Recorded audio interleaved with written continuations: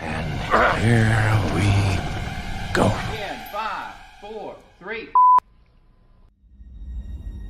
Call to me, lands far away. Elves have forests to protect. We need to build a wall. Dwarfs their mines. Men their fields of grain. But we Harfoots have each other. For I must now wander this wandering day. We're safe. You have fought long enough, Galadriel. No. Put up your sword. The enemy is still out there. The question now is where? It is over. Nothing is over! Nothing! You were the chosen one! It was said that you would destroy the Sith, not join them!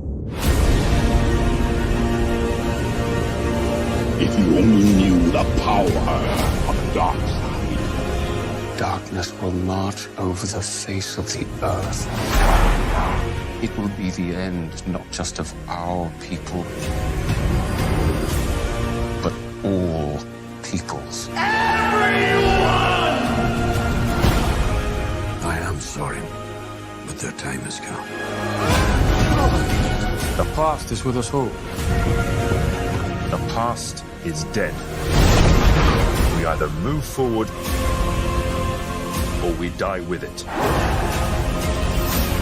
This could be the beginning of a new era.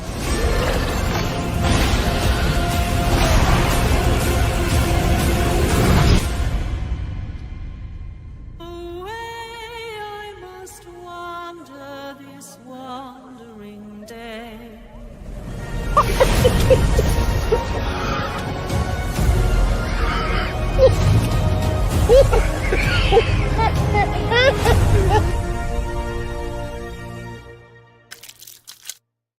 To him finally being lionized in the prime and his prime. Fuck. Do it! Shit. Just do it! Don't let your dreams Yesterday, you said tomorrow. So just do it! Make your dreams come true! Luke went from being... Oh, no. Welcome, Slayer Nation. I have some great news for you today. I hope you're all doing great. Nope, that didn't work.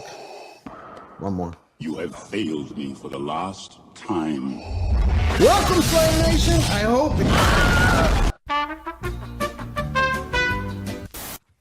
If you're tired of starting over, stop giving up. That is eating away at what you love in order for it to shine. And one man's vision is... Sometimes you don't have to make things better for them to be great again. You merely have to Okay. Hollywood continues to slow boil the culture and crazy. Well, right now, Spider-Man actor Andrew Garfield has stepped up and he's fighting motherfucker.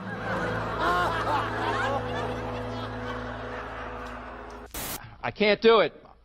Okay. We'll do it live. Okay. We'll do it live. Fuck it. And unbearded dwarves, but Prime didn't stop there. They stapled in intersectionality, individuality, bitty-ga-dig-bee, bitty-ga-dig-boo.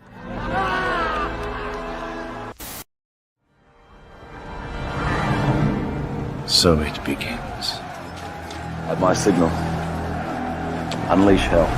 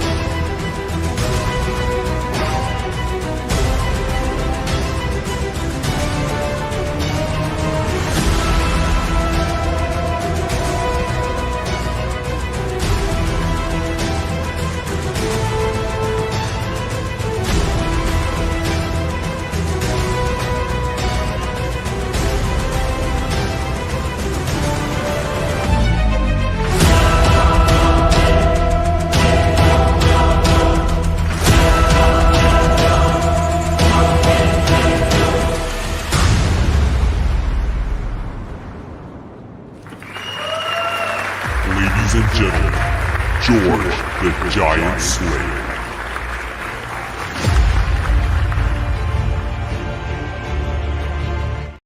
What's going on, everybody? It is great to be back with you. I haven't seen a lot of you since before the new year when I got a little under the weather. So happy new year to everyone who haven't seen. I hope you have a blessed 2025 and it brings you all you wish to come true. We are 8 days away from the MAGA King returning.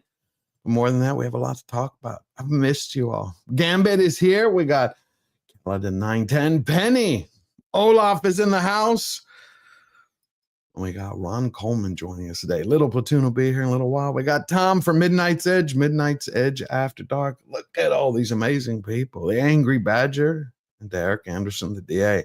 Red French Moon is here. Look at all you. Toxic Waltz. It's going to be a great show. It's going to be a little bit more serious. We're going to talk about Hollywood, obviously, but first we're going to talk about the fire. And there my camera goes out, which originally I was going to do a New Year's stream where I was going to take a shot for every time it went out, but then you'd see yours truly probably pass out. Well, what we're going to do right now is I'm going to bring everybody in and we're going to start going through it. So let's get them out here. We got Derek Anderson joining us, Angry Badger, Ron Coleman, and Tom. How y'all doing, gentlemen? Oh, man. Let me tell you. I'm so glad to see all of you. But Derek and Badger, I know y'all been going through hell over there. Everything. Oh, man. Yeah. We've been going through hell because we live in California. So tell everybody. He wasted no time getting right there. No, I want to go. So tell everybody what you're going through, Derek. Yeah, I got a lot of folks. Through the news. We just see it through the news. Yeah, no, really. I personally have not had any, thing happen to me, in terms of damage, no life loss, but I have a lot of friends who live in the Pasadena area, the Altadena area. A friend of mine posted it up on Facebook. His entire neighborhood is just completely wiped out. His entire childhood memories gone. Everything, his the neighborhood he grew up in, the stores he bought candy from, the schools that he hung out at, all gone. Everything gone. So and then just kind of hearing all the other various stories coming out of the Palisades. I remember going to Palisades High School, not myself, I didn't go there, but visiting there on football games and different things, and that high school is gone. So it's crazy. It's absolutely crazy, but it's what you can expect when you have incompetent leadership, from the top of the state on down. And that's what's frustrating about this, is because so many layers of failure. Man, so many layers. It's like they talk about in aviation, the Swiss cheese model. Bzz, right through. They hole after hole after hole. So many things, so many decisions made on the premise of we don't have to worry about that. You don't have to worry about that because so many other systems are in place. You don't have to worry about that because that never happens. You don't have to worry about that because it doesn't really matter whether people are competent. All wrong. Yep. I mean, Mother Nature is always trying to kill us. I mean, survival is the exception. I think Carl Sagan said it once. It's our job to survive, and who we put into office, who we put to represent us. It's everything. I know a lot of people don't like trying to politicize it, and I think there's a time and place for everything. But this is the moment that we have to take a look at and go, okay, while the right hand is helping everybody out, like let's get you into a home, let's fix everything, let's save people. The left hand has to be able to put its fist down and say why, how, and who allowed this to happen. I mean, literally, Mother Nature throughout our entire history is trying to kill us. The fact that we survive is the exception. And I think it was Sir Francis Bacon, the father of scientific solution, who stated it. We have to look to science and technology. We have to look to innovation. It's like when we are not helping other people, we're not helping ourselves. And this is something, to me, that the radical left and the Dems have completely forgotten. And you had Zachary Levi was talking about this last night, who he was blaming. This is just incredible mismanagement, incredibly poor leadership. I would go so far as to say that it's criminally negligent, because, I mean, Gavin Newsom has been either the governor for 5 years or lieutenant governor prior to that for 8-9 years. Some of the worst fires we've ever had in California under that watch. He clearly knows that the biggest problem that we suffer in California are these fires, and by the way, the mudslides that follow. And for them to do essentially not just nothing, but worse than nothing, when firefighter budgets are being cut, when they are specifically intentionally not doing the work that could be done to avoid these problems or to be able to effectively serve them when they are happening, we are losing, I mean, I think it's something like millions of acres of feet of water runoff from rain and snow every year in California. As you pointed out, I think the smelt have something to do with that. That's an acre foot of water, by the way, is about 330,000 gallons of water. And there's millions of those that are just rolling off into the ocean when they could be captured in cisterns. They could be, we'd have an eco. What do you think about that? The criminal, where he's saying he believes they're criminally negligent. I mean, it seems like everybody agrees. I think, like, you know what it is? They can do something about this, and it's like they're choosing not to. It's like similar to remember when Xi Jinping was coming into California, and they did all of this work to clean up the homelessness and clean up San Francisco. Hey, let's get these homeless people out of the way. It's like, yeah, you can handle the problem. You're choosing not to handle the problem.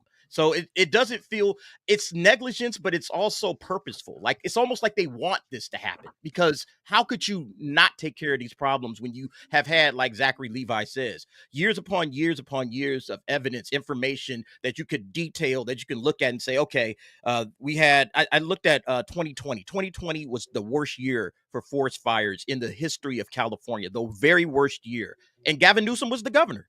He was the governor in 2020. So he has firsthand knowledge of him being the governor and knowing exactly what happened, the impact of all of these fires. He had mountains of data that he could sift through, study, figure things out. Okay, what do we need to do differently the next time? How do we fix this problem so this never happens again? And so that maybe we need more hydrants. Okay, maybe we need to start rerouting water all over the state. There's various things that they could be doing and that they're not doing it. And like I said, but now that his feet, is being held to the fire and people are slamming him, he's jumping into action. It's like, bro, where was all of this, 3, 4, 5 years ago? So this problem never happened in the first place. $7.5 billion 10 years ago to build reservoirs. Yeah. Number of reservoirs built? 0. Yeah, they had a record amount of rainfall last year too. Right, but you know what else I found the problem as I was researching this? This is out of the 20 worst California fires in history. 14 of them, 14 have happened in the last 10 years. 14. Yeah. Gee, it's all why. Under the watch. Well, you look at it, California up until the late 90s, it's funny. Everything plays a role. It was split 50-50 between Republicans and Democrats. This plays a role where you have a Republican legislature and a Republican governor, and then you'd have a Democratic governor. And you'd have a Democratic legislature, but you always had this balance. It would go back and forth, but pretty much after the late 90s, all of a sudden you get the radical left. This is like, hey, let's open the borders. Let's let everybody in. Hey, let's protect a spotted owl and a smelt. But I was looking at it because people keep saying, well, what is California right next to? This entire ocean. Like, why not do the desalination plants? And I've been looking, and I found since 2011, they have been building them. But every conservation group, every single one has put up roadblock after roadblock, lawsuit after lawsuit. And what are they claiming? Opponents argue that the technology is too expensive and damaging to the environment, while the state could do a lot more to conserve water at the tap in the fields where most California's expense is imported water ends up. Skeptics also see in desalination a potential boondoggle where the public bears the risk and Wall Street investors reap the benefits. Now they say there are about 20 of them, but they need to have them at a massive scale and a massive size. They go down and further complain. Again, there's over 15 lawsuits for what? Like the power plants, the desalination plants have the potential to entrap sea lions. Sea lions. Millions of fish and other marine life. What about human life? Yeah. Badger, you're there. Yeah. If you've been watching Joe Rogan, you've seen him have Trump and a bunch of people on. One, there's a great clip I played a couple times of him relaying a story from a firefighter that just happened about how one day there's going to be a perfect balance of the wind, and it's going to spread, and it's going to burn straight to the ocean. We won't be able to stop it. And then you add in them being defunded 16 or 17, whatever it was, million. Then you add in DEI incompetency of not refilling the 1 million gallon tanks each. The ignoring, you add in everyone made fun of Trump, and they need to clean your forests, rake your forests. You do, in fact, you need to have your forest management clear away, dry brush. So in everywhere you could fail, they failed. And he also pointed out you have all of the water coming down from Canada, and because of the little fishes, they want to move it away. Well, fuck the fishes. We have all the water right there. And so, yeah, it's time to start making things happen. We got about 8 more days, I think, until we can start making things happen. But Gavin and Karen Bass need to be held accountable. Oh, absolutely. 100%. They need to, but they're trying. It's like, I can't tell if Newsom, I mean, we all know Newsom is looking like he wants to basically put up a lot of sacrificial lambs, from the head of the water department to Mayor Bass, the lady who was there's a lot of finger pointing, and a lot of people are going to get blamed. This is Chernobyl 2.0. Yep, you're right. It is. And here is Trump when he was talking 3 months ago on Rogan. They said, we have no water. I said, do you have a drought? No, we don't have a drought. I said, why did you have no water? Because the water isn't allowed to flow down. It's got a natural flow from Canada all the way up north. Water, more water than they could ever use. And in order to protect a tiny little fish, the water up north gets routed into the Pacific Ocean. Millions and millions of gallons of water gets poured. I could have water for all of that land. Water for your forests. Your forests are dry as a bone. Yeah. Okay. Dangerous. That water could be routed. You could have everything. Oh, not only dangerous, billions of dollars a year they spend on forest fires. And there's a case with the environment. They're not allowed to rake their forests because you're not allowed to touch it. And all they have to do is clean their forest, meaning rake it up, get rid of the leaves, get rid of, leaves that are sitting there for 5 years. And we'll certainly get rid of the deadfall. And yeah, what he's talking about is controlled burning. But more than that, I've been looking into it. They haven't built any new fire access roads. They won't allow it. No fire access roads, no clearing out the dead trees, no removing any debris. And again, no controlled burning. And the reason is they even have stopped logging, because logging was another natural way to be able to manage it before it happens. The Native American Indians have been doing it, since the dawn of time. My co-host would be triggered now and say this all goes to STG, sustainable, blah, blah, blah, blah. But basically, yeah, the World Economic Forum, the same old story of, conservationist activism, stopping what needs to be done for all their nefarious little reasons. It's insane. Ecosystem of hoses and safety measures that can keep all of these homes and people in these homes safe. And for some reason, they choose to do none of that. And at some point, it goes beyond just whoopsie.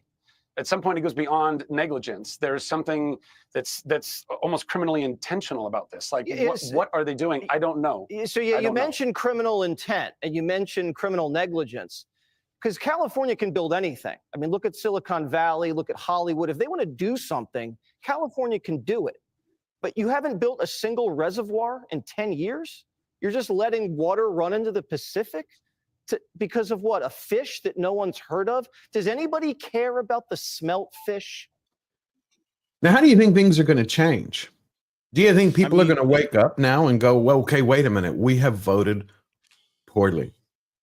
It's vote blue no matter who, right? Yeah. It's vote blue no matter who. There's a ton of those jackasses in California. They don't take time to look at the information. And then you got a lot of these not in my backyard NIMBY assholes who don't think, hey, what about what happens when, there's a disaster? You don't want an aqueduct, or you don't want something built near your house because it's going to drive down your property value. Okay, then your property goes up in smoke. Not in my backyard, right? Yeah. Not NIMBYs. What's going to happen is that's what the problem, right? And now Adam let's Carolla talk about the insurance business. When people go to pull their permits to rebuild their houses, they're not going to be able to, and they're going to be hit with leftist bureaucracy. And Adam Carolla's like, this might cause it. Yeah. Because how many of them are now not covered because California made it against the law to raise insurance premiums to a competitive level. Policies were canceled, and people aren't covered because the insurers identified the risks, the same risks that Donald Trump is talking about. But the guys on late night, they love to make fun of Donald Trump. He's so stupid. He's such a dumb compared to us guys on TV.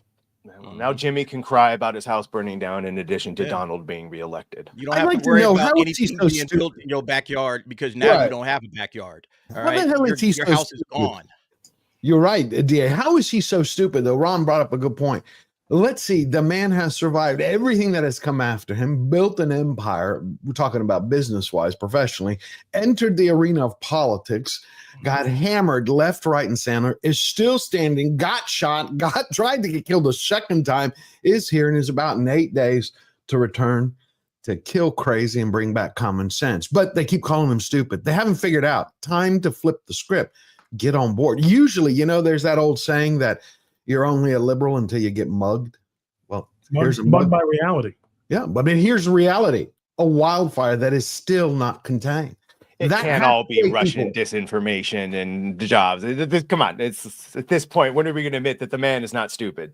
Right, but this has to, people have to wake up. Look, we all know Trump has been running for 8 years. So this is his fault. Yeah, except for the 4-year break where we had somebody else who fell asleep at the wheel. Come on. I mean, it's like it gets to a point Trump's where response to this has been horrible. It's ridiculous. I don't think Newsom's going to escape this. Can you sense the sarcasm? The recall election. He already escaped one recall election. I don't think Newsom escapes the second time. I think this guy's going down and his career is over. Oh, his career definitely. His career is definitely. But do you see him laugh at? Wait a minute. I had one clip here where the reporter was asking him, we keep hearing about there's no water in the fire. Do you have him being confronted by the woman he pretends to be on a phone call? Because that's real cringy. And then, the one about the not having water. No, send me that one. I've heard about it, but I haven't seen it. Oh, I don't have it.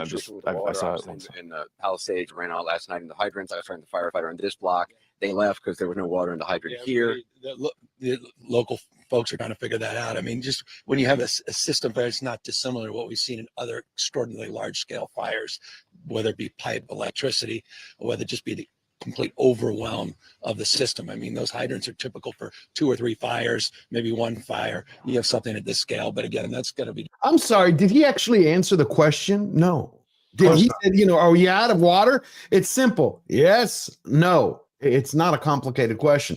But then you have this reporter over here. I was watching video where fire trucks were being filled by garden hoses from people's homes, which to me is crazy. I didn't know that. I was purses, filling up purses and fire chaining.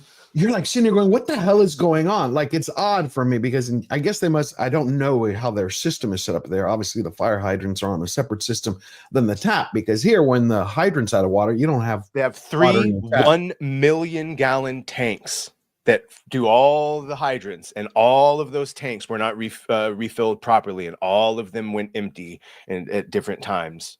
Unbelievable. Staggering incompetence. Unbelievable. Hold on. I think we have some questions here. Oh, no. Go Silver for £5. Thank you very much, Go Silver. I appreciate it. That helps keep the lights on, and that's a way to start the new year. Thank you, my friend. And next we have Eric K., King of the Mods, is in the house. He's been feeling a little bit under the weather, but I'm glad he joined us. He gifted 5 George the Giant Slayer memberships. Everybody, please thank Eric K. He's a true gentleman. And then we got 2 Penny Puppet for $5. They need to start naming these fires after judges and environmental groups instead of whatever local they're in. Oh, I like that. That's a good. What do you think of that? We'll name it the Newsom. It'll be the gruesome Newsom. This fire should be the gruesome Newsom. Or how about the Democratic Party? Do you know that Elizabeth Warren sent out fundraising based on this fire? I'm going to talk about that in a minute. They actually are trying to fundraise for the DNC off of the fire. The fire. People dying, homes destroyed, but hey, we can fix this together because it's climate change. Don't listen to the crazies. Thank you, 2 Penny Puppet. Tender Warrior 68 gifted 5 George the Giant Slayer memberships. How you doing, my friend? It's great to see you. We got a new year. We're going to do great things. Got a lot of, we're going to tackle a lot of problems this year. We're going to surprise a lot of people. We're going to solve a few things and have a lot of great conversations because of you. Thank you, Tender Warrior. Everybody go thank him. And then we got Steel Leg of History. So proud of you. Be blessed. 580 subs now. Hey, way to go, everybody. If you don't know, go check out Steel Leg of History. Great channel, fun time, and you'll enjoy a lot.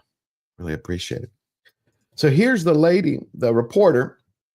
Oh, Blitzen came in. Oh, almost missed you, Blitzen. Blitzen gifted 10 George the Giant Slayer memberships. God bless you, Blitzen. What a way to go. Hold on. Let me see if I can find this. I'm going to get one of those little, I got to get one of those boxes where you can just hit the button instantly instead of a stream deck. Oh, like, yeah, I need to be professional applause. Yeah, we could try to be, because all I have are my hands, my hands. But that comes from the heart. Get tired after a while. But that comes from the heart, Blitzen. Thank you, Blitzen. And we got Eric K again for another $5. San Ynez Reservoir was empty since last year. 117 million gallons could have been used to fight the Pacific Palisades fire. It would have been stopped. Absolutely. But again, those sea lions, smell, spotted owls, environmental groups, they're more important than people, obviously. Thank you, Eric K. And then we got John Maynard for $5. Would it have been that Benny set up Alina, been in the same Me broadcast as Disgust of a Man, Andrew Tate? Huh? Would it have been that Benny set up Alina? Okay. Wow, thank you for the support. Don't really get Talking that about Elena Bobbitt, she's the attorney for Trump that was on the Benny Johnson with Andrew Tate. So I haven't seen saying it. that's kind of like a setup, could be. Okay, well, I'm going to check it out and I'll get right back to you, John Maynard. But thank you again for the support. Amazing. All right, I think we have Little Platoon is now joining us. Hey, Platoon. Hello. Sorry, I'm Hey. late. Oh no, how you doing, my friend? I am all good, thank you. How are you? Doing well. Recovering. Still have a little bit of the cold, but I'm excited to be back here. We had just played a video clip of Newsom, who had been asked, what about these reports that we have that the hydrants are out of water? And of course, he didn't answer the question. He derailed I'm going it. to take a wild guess, and I'm going to say he either said something climate change, or I'm not interested in assigning blame, or no, a different one. He gave a third one. He said typically the hydrants can handle your regular fires, one or two little fires, but he didn't answer why they're actually out of it.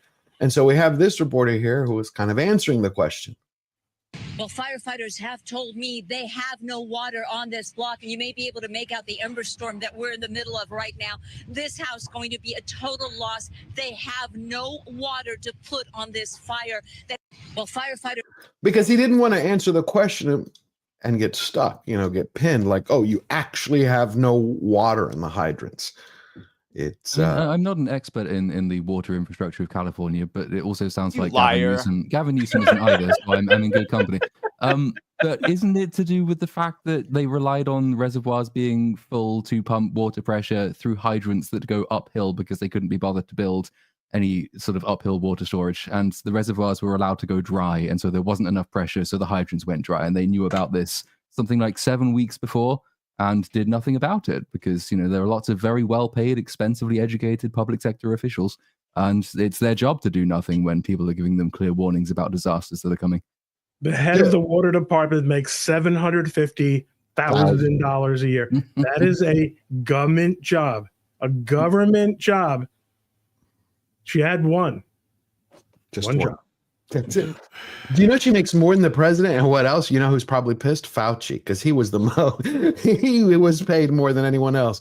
And he has his Secret Service detail. But here's the thing. I was reading why she was paid this much.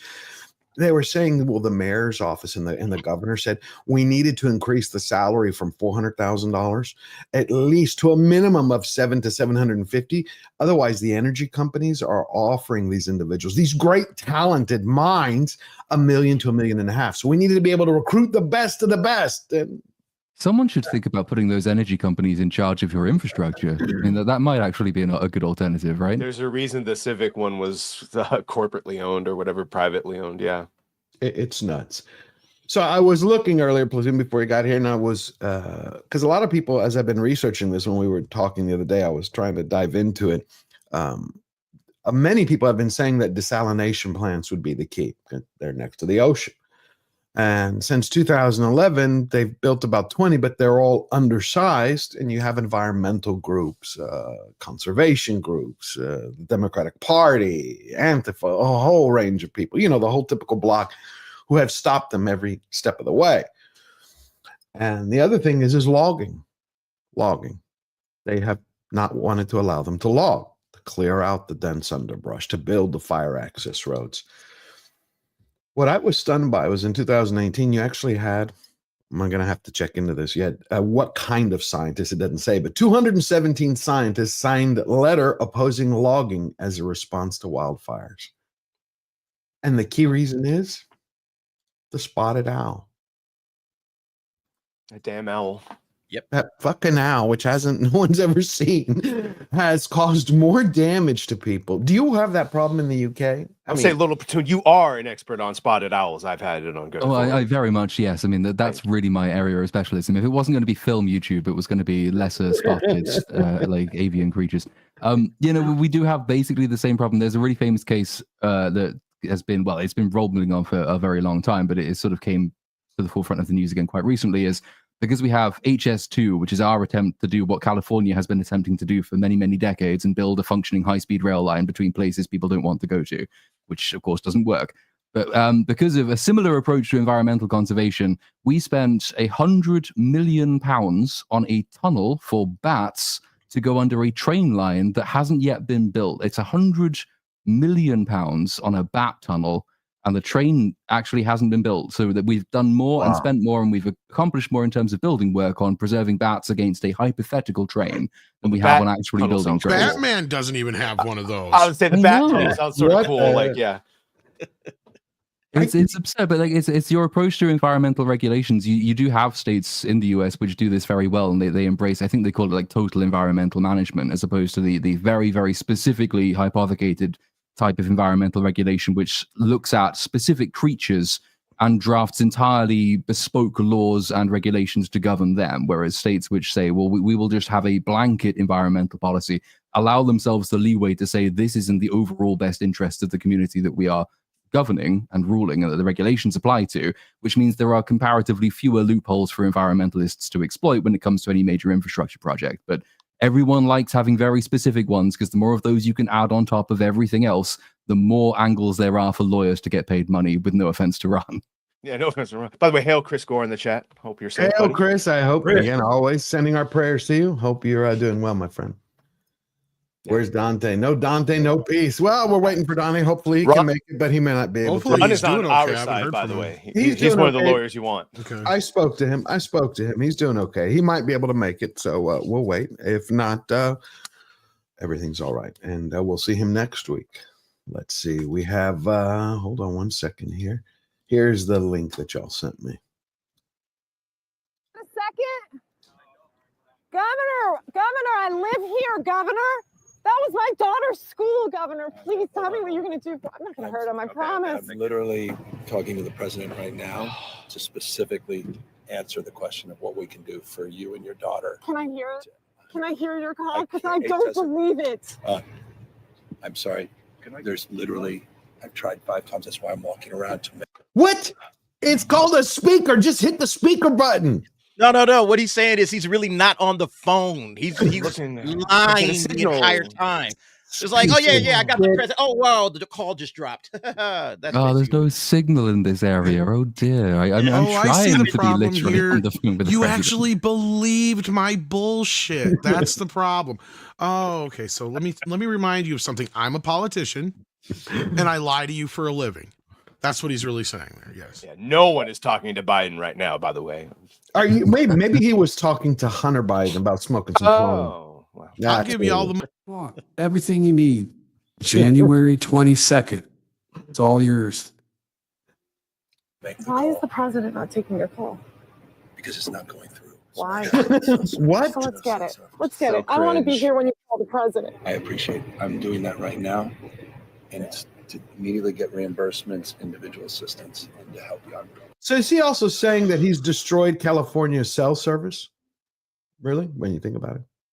I mean, I know he's lying, but he's not thinking about what he's saying at the same time. Can't get a call through. crazy. What would have been very funny though if she'd pulled her phone out and said, "Well, I've got signal, so why don't you?" That's what I would have done. Yeah. For your daughter. I have 4 kids. Losing to school. Everyone who went to school there. Oh, don't forget, he does have 4 kids, and he went to the French Laundry during the pandemic when he made sure everybody else couldn't go out of their homes. Just a little quick note. He doesn't have to do that now because he has a $9.5 million house, so he can have everyone just over to the house. I mean, Thomas Heller, French Laundry. He's got road lenses saying he can let people stay there. Lost their homes. They lost 2 homes. Pretty good because gig they were being a living governor. in building another. Governor, please tell me, what are you going to do with the president right now? We're getting the resources to help rebuild. Why is there no water in the hydrants, Governor? It's all literally. Is it going to be different next time? Do y'all see how uncomfortable he looks talking to this lady? Like he has no leadership skills at all. The man looked like a nervous wreck trying to talk to just one of his constituents. And he looks so nervous, like, oh my God, what do I say to this person? I have no idea. This man is a terrible leader. He couldn't calm her down and say, hey, listen, ma'am, we're going to get everything under control. I promise you, we're going to get everything under control. I got my best people, whatever you got to say to get this lady to chill out for 5 seconds and listen to you. This man has no leadership skills. He looked like a nervous wreck trying to talk to this person because he probably's never talked to a real voter in his life. No, it's ridiculous, never. Man. But you know who did go in to save people? I bet you never saw this one coming. Mexicans? Steve Gutenberg. No. Food. You see, there we have a better shot of Princess Markle as Meghan as she's wearing that LA ball cap and talking to some of the volunteers. Not a lot of big fanfare for their arrival, obviously. I'm sure they just wanted to come and offer support and well wishes as they are hanging out with the commoners, I guess. That's the commoners. Just thought that was there were these big articles that were posted, the big headlines. They're like Meghan Markle and Prince Harry open their Montecito, their multi-million-dollar mansion to evacuees, their loved ones and friends. I'm like, okay, so what you're telling me is multi-millionaires are opening up their homes to multi-millionaires, but what about the guy on the taco truck or the police officer or the teacher, regular Joe? I said Chris could sleep on the couch, but he has to pay rent after 3 days. But that's just because I know he's good for it. Real friend. Wow. These people are so out of touch. That's why I keep thinking that, when Mother Nature turns around and smacks you on the ass, usually you wake up. Usually. The permit, Adam Kroll is right. The permit thing, when all these people, because he had mentioned a couple of, even before fires, they tried to rebuild their house in Malibu and no, they couldn't do it. So now in mass, and then, you get into the conspiracies that the all done on purpose. See, that should prompt some changes, right? That should prompt changes in the way you vote, who I'm voting for next time. That should change. This should change things. But I have a feeling it's not going to change much. But I think Newsom's done. But I think everybody's just going to blame Newsom, and then they're just going to vote for the next slimy Democrat that has the exact same policies as Newsom. It's not going to change anything, but it should. It absolutely should. You don't think this is going to wait? Look at Chicago. Look at Chicago. Nope. I mean, Badger, you live in Cali, bro. Tell them this ain't changing nothing, man. This is the way these people, they're locked into the blue. No, but it comes, reality hits you, DA. There's a point when you cannot live in a fantasy any longer. You can't. No. But they'll learn the wrong lessons. They won't blame DEI or leftists or activism or anyone that's blaming. You know what I'm saying? They'll blame it's Trump's fault. It's conservatives. I already saw it. Karen Bass, right? Everyone is rightly saying, oh, look, she cut. And then the spin on that is the Republicans made her cut that. Now, clearly, they were probably asking her to make them to cut other social fissures, like we actually give drugs to homeless people so they don't OD and stuff like that. Maybe they meant cut from those features instead of the fire department. But I'm saying they'll blame the wrong people and they'll learn the wrong lessons. Just like in the franchises and movies and shit, when it fails, they don't realize or acknowledge why it failed. They blame toxic and they just always learn the wrong lesson. Yep, it's climate. I'm already hearing climate change. I'm already hearing. I know, I've heard it. Climate. That's all I'm hearing. Nobody's actually talking about. I want to be wrong, policy. By the way. No, I hear you, but there's a point that you get to the point. I know Tom and I've talked about this too. You get to a point where it's impossible to live in that delusion. I'm not talking about the politicians. I'm not talking about the fundraisers. I'm not talking about the people who are involved in the industry. to support the stand. Average person. That's fine if there is one very easily identifiable, blindingly obvious cause for some calamity, and everyone can look at it and say, you know what, yes, that was incredibly dumb. But the more you build on cause upon cause upon cause for things like fire hydrants not working, for things like insurance companies pulling out, the harder it is, I think, for common sense to really become common. Don't underestimate people's ability to just deflect away from every bad decision they've ever made and look at the array of complicated explanations in front of them and instead opt for the simplest one that most conveniently aligns with their political priors. And so that would be that reminds me, Platoon, of what Stalin said. One death is a tragedy. Millions of deaths are a statistic. Yep. But we have it even in this country in a much less dramatic way than California, admittedly. But, periodically we have floods because it's England and it rains a lot. But people also like building houses by rivers, and rivers tend to flood when it rains a lot. So there might be one very big flood every 5 to 10 years, and you will get news crews going down and they'll say, well, what do you think about the government's failure to stop you losing your house to the floods? And everyone will say, it's terrible. I think the government should be spending more money on helping us. And then the question is, okay, do you have flood insurance? No. But you bought and built a house on a floodplain. Did you not think flood insurance was a good? No, the government should be doing it. But no, you could have done this yourself, but you chose not to because you decided that it was somebody else's problem. As long as you give people very easy ways to deflect blame, as I've said, this is what will happen. So I would like to think that a big change will happen, and people in California will become very, very interested in basic, small-scale local solutions and governance, which should be an apolitical thing. You can do that as a Republican or a Democrat, but I'd just be very surprised if it does. Yeah, I wasn't shocked, but you saw Barbara Streisand came out and said, see, this is the result of climate change. Then you had director Jim Jarmusch was like, I was looking for the clip where I just had him. He said the same thing. Look, he was basically stating like all the climate deniers, see, here's reality. Climate change. By the way, Ron wasn't extolling the virtues of Stalin. He's pointing out that if you make something big enough, the main point gets complicated and dismissed. He was right. It's talking about exactly what Platoon was saying in terms of the way minds not only if it had been $1 million, a million acre instead of 1 million acres, it had been 1 million puppies. Outrage. That would result in change. Yeah, that would result in change. But what about John Donne from the 17th century? When he wrote "No Man is an Island." I mean, I hear everything that y'all are saying. I'm trying to figure out at what point. At the end of George, Donald Trump did win the election. No, he did. I'm talking about the average person. I'm saying there is a point where things get bad enough. Oh, look at California. Look how red it is in that fucking. When you broke down it's just the cities. Sorry about San Francisco and LA. It's those corrupted. Everything else is basically red, centered right. Normal. Okay, I'll put it this way: what is it going to take to change Los Angeles and the mass deprogramming? I don't know. This, because it won't be there anymore. That's one way to go. And we got Los Angeles Mayor Karen Bass reportedly awarded government workers with major wage increases before making cuts to the city's fire department budget. Mayor Karen Bass's budget cuts to the city's fire department, enacted just months ago amid warnings about the city's deteriorating finances, stand out as a striking example of misplaced priorities, the City Journal reported. So I went and looked at it, and she basically raised everybody's salary in these city contract negotiations to $25 an hour, plus gave them 100%.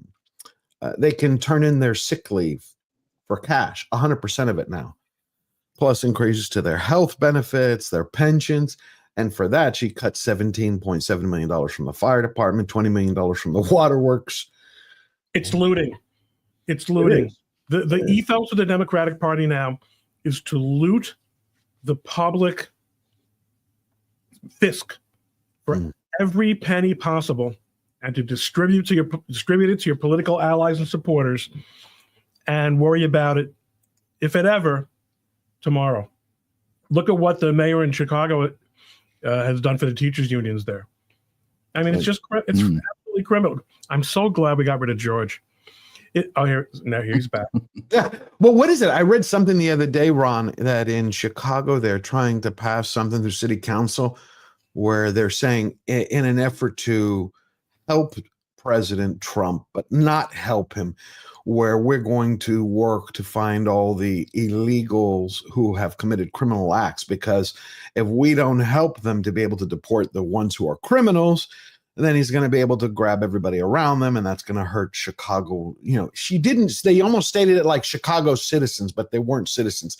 They were called the undocumented, loving citizens, non-citizens of Chicago. I'm not familiar with that, but I imagine it's someone wants to make sure that federal money doesn't get cut off for Chicago, as Trump has threatened to do for cities that maintain, as almost all the major cities have, including New York, maintain a policy of refusing to cooperate with ICE detainers for criminal suspects, and otherwise interfering with Homeland Security's efforts to enforce immigration law. So I wasn't aware of that story though, George. It came out last night. I'll pull it up in a second. Night.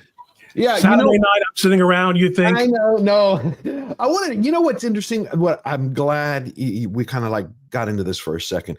I've never understood how you can have a city or a state go, we're a sanctuary city, we're a sanctuary state. How does that stop the feds? I've never understood how that actually stops the feds. As a legal matter, it really doesn't. It's a political statement, and if the feds or the judges are sympathetic to the city, then it works. But it's pure demagoguery. Ultimately, under the Supremacy Clause, immigration law is a federal matter, and this continues to be litigated. One of my best friends from college is a member of the New York Law Department who has been working diligently to justify New York's refusal to cooperate with the federal government on this, and it just blows my mind. I mean, this is a really smart guy, and he just drank the Kool-Aid. Wow. Let's take a couple of questions here that we have from the super chats real quick, and then we will jump back into it.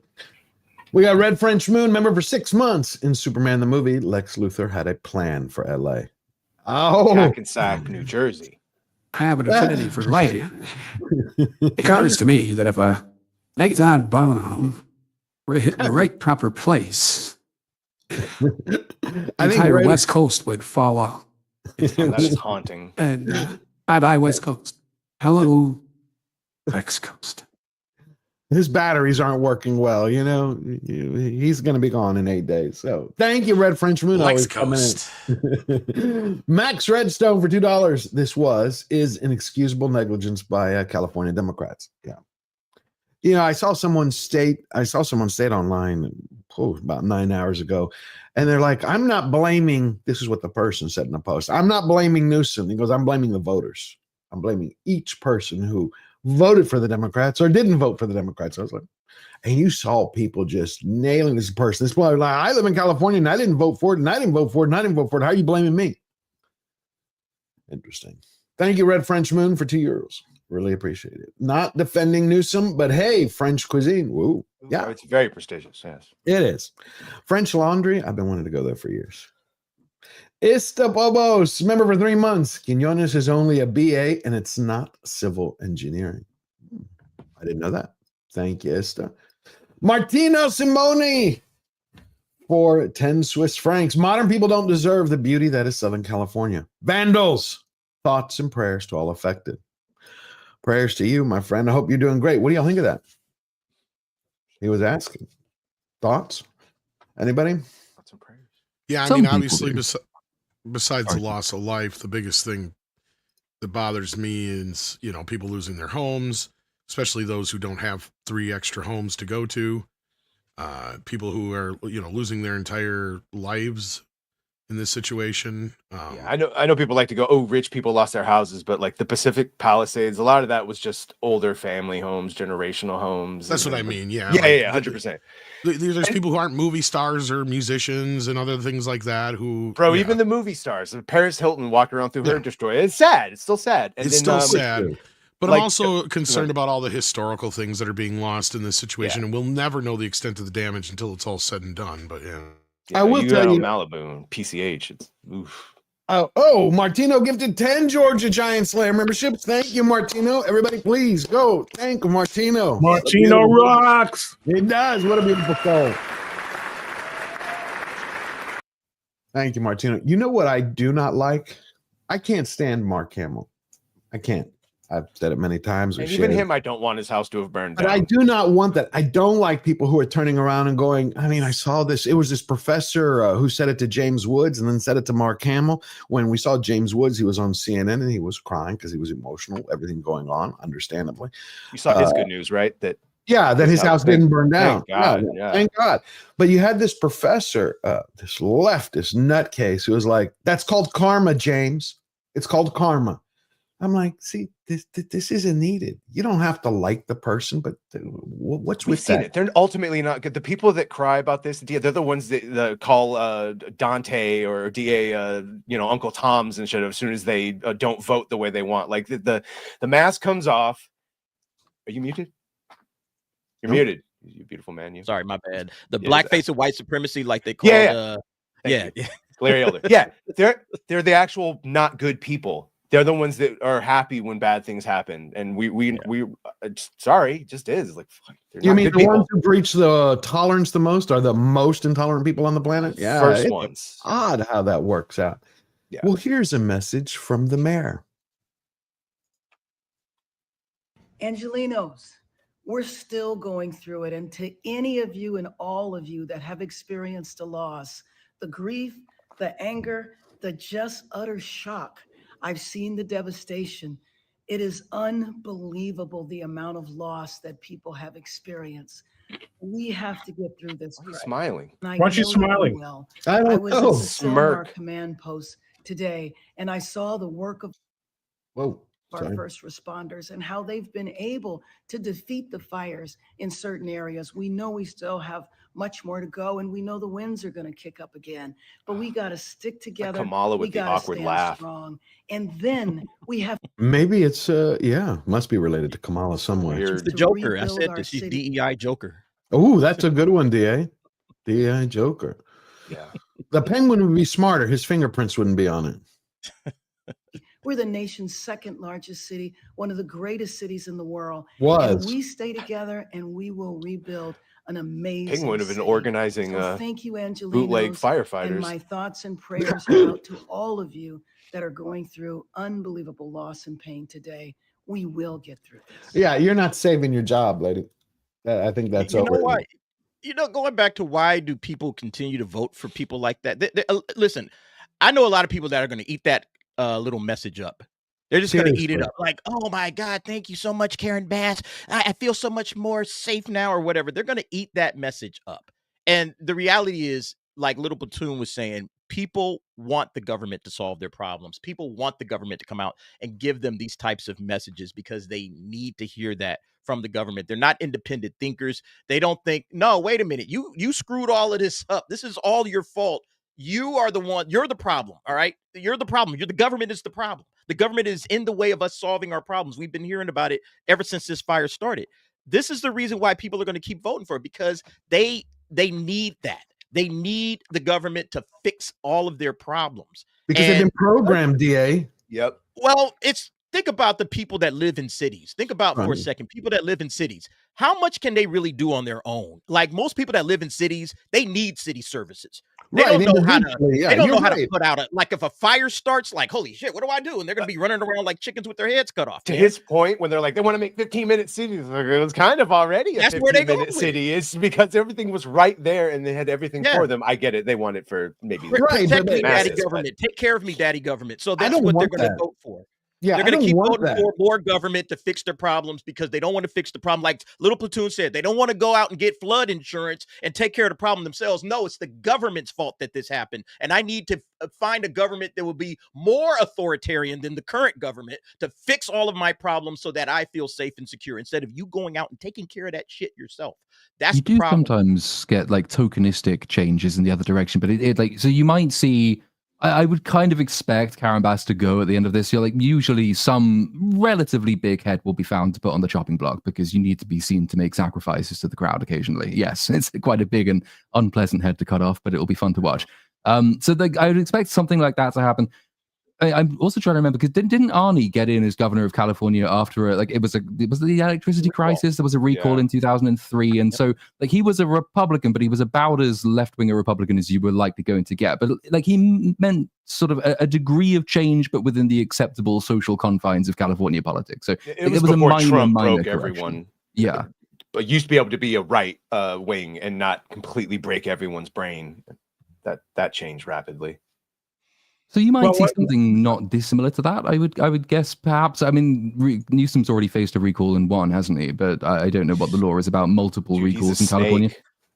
But he would be replaced by somebody perhaps with a slightly tougher line on law enforcement after celebrities get their homes looted, perhaps saying, yes, we need more money for the fire service, because obviously, but ultimately the long-term political direction doesn't tend to shift a huge degree. Yep. That was weird. Oh my God, we Oh, got there's a two of double them. George. It's like speed mirage. This is the weirdest Flash thing. powers. It like knocked me the hell out. George, did you want to do your intro one to version George? of you is looking at you like he'd done something very strange. He's looking very. Now he's Hello, looking George. at Badger. Hello, George. Hi, George. Hello, George. It's Jurassic Park. Hey, Oh, what there we go. the Yeah, thank hell? you, That was Little a weird Platoon. one. Thank you. I got it. No, I All was. right. Wow. See, that's why every time that this is the last time I went to click on the Daily Mail and it just froze everything and then boop, knocked me out. But I missed the last part, what you were saying, because it knocked me out, Platoon. You were saying that there's some token, sometimes some token change. Yeah, token change, maybe a slightly more right, as in by right, I mean right relative to the left-wing people in charge, might try and get a run for mayor of LA, or maybe even a run for governor, much like Arnie did in 03. But you will see some tokenistic policy changes about public financing for law enforcement and the fire brigade, and that's kind of it. I wouldn't expect anything much more drastic than that.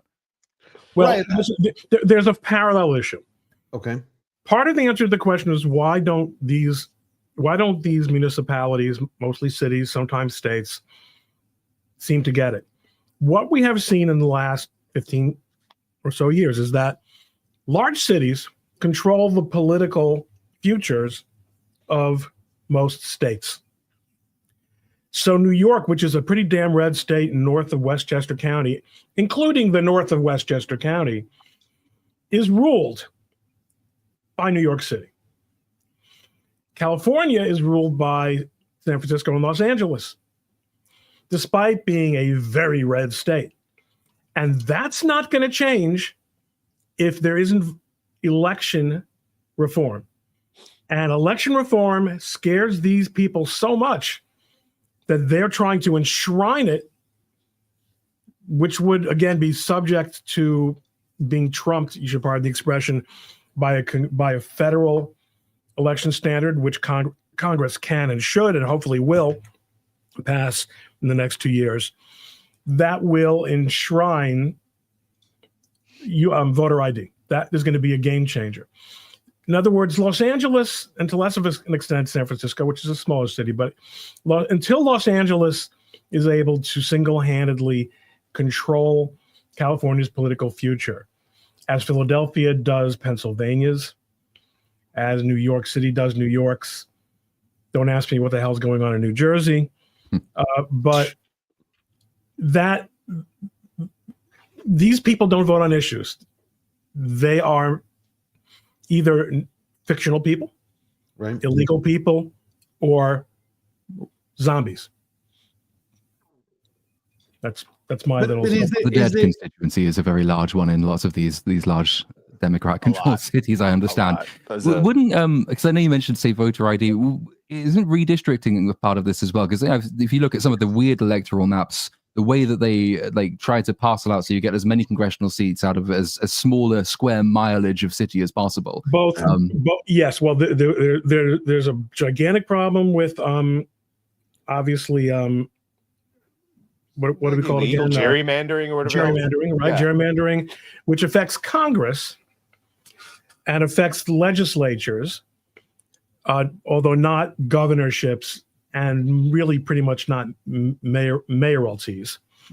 But equally important, Platoon, is the fact that the census that was screwed up. Screwed up, and surprisingly, the screw up was in the direction that favored Democrat. Yeah, they got a funny how those screw ups always go. Yeah, because Trump tried in his first term. He was trying to make sure that the census was reported accurately, but he got blocked by. Judge, let me ask you something real quick, Ron. When was the last time Congress impeached a judge? Because I keep reading, it's like it feels like we need to impeach some judges. Well, I don't think that's going to be the ticket. The last time Congress impeached a judge, I'm pretty sure it was a judge it was a black judge in an urban area who subsequently was elected, because that is the highest honor you can get, is to be prosecuted in some communities, and he subsequently became some kind of political leader, a member of Congress or something. Gotcha. And that was over 20 years ago, I think.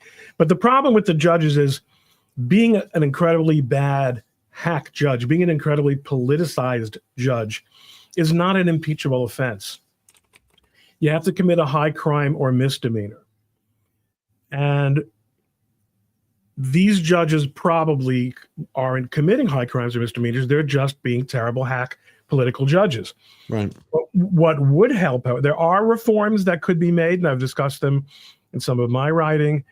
The DC Circuit, the composition and function of the DC Circuit and the District Court of the United States District of the District of Columbia those are entirely matters of legislation. Congress can change those, should change those, and there is a political solution to that. You won't get these judges out of office, but if you dilute them, I mean, there's no reason on earth for the District of Columbia to have its own Circuit Court of Appeals. It's a city. Yeah, it's a city.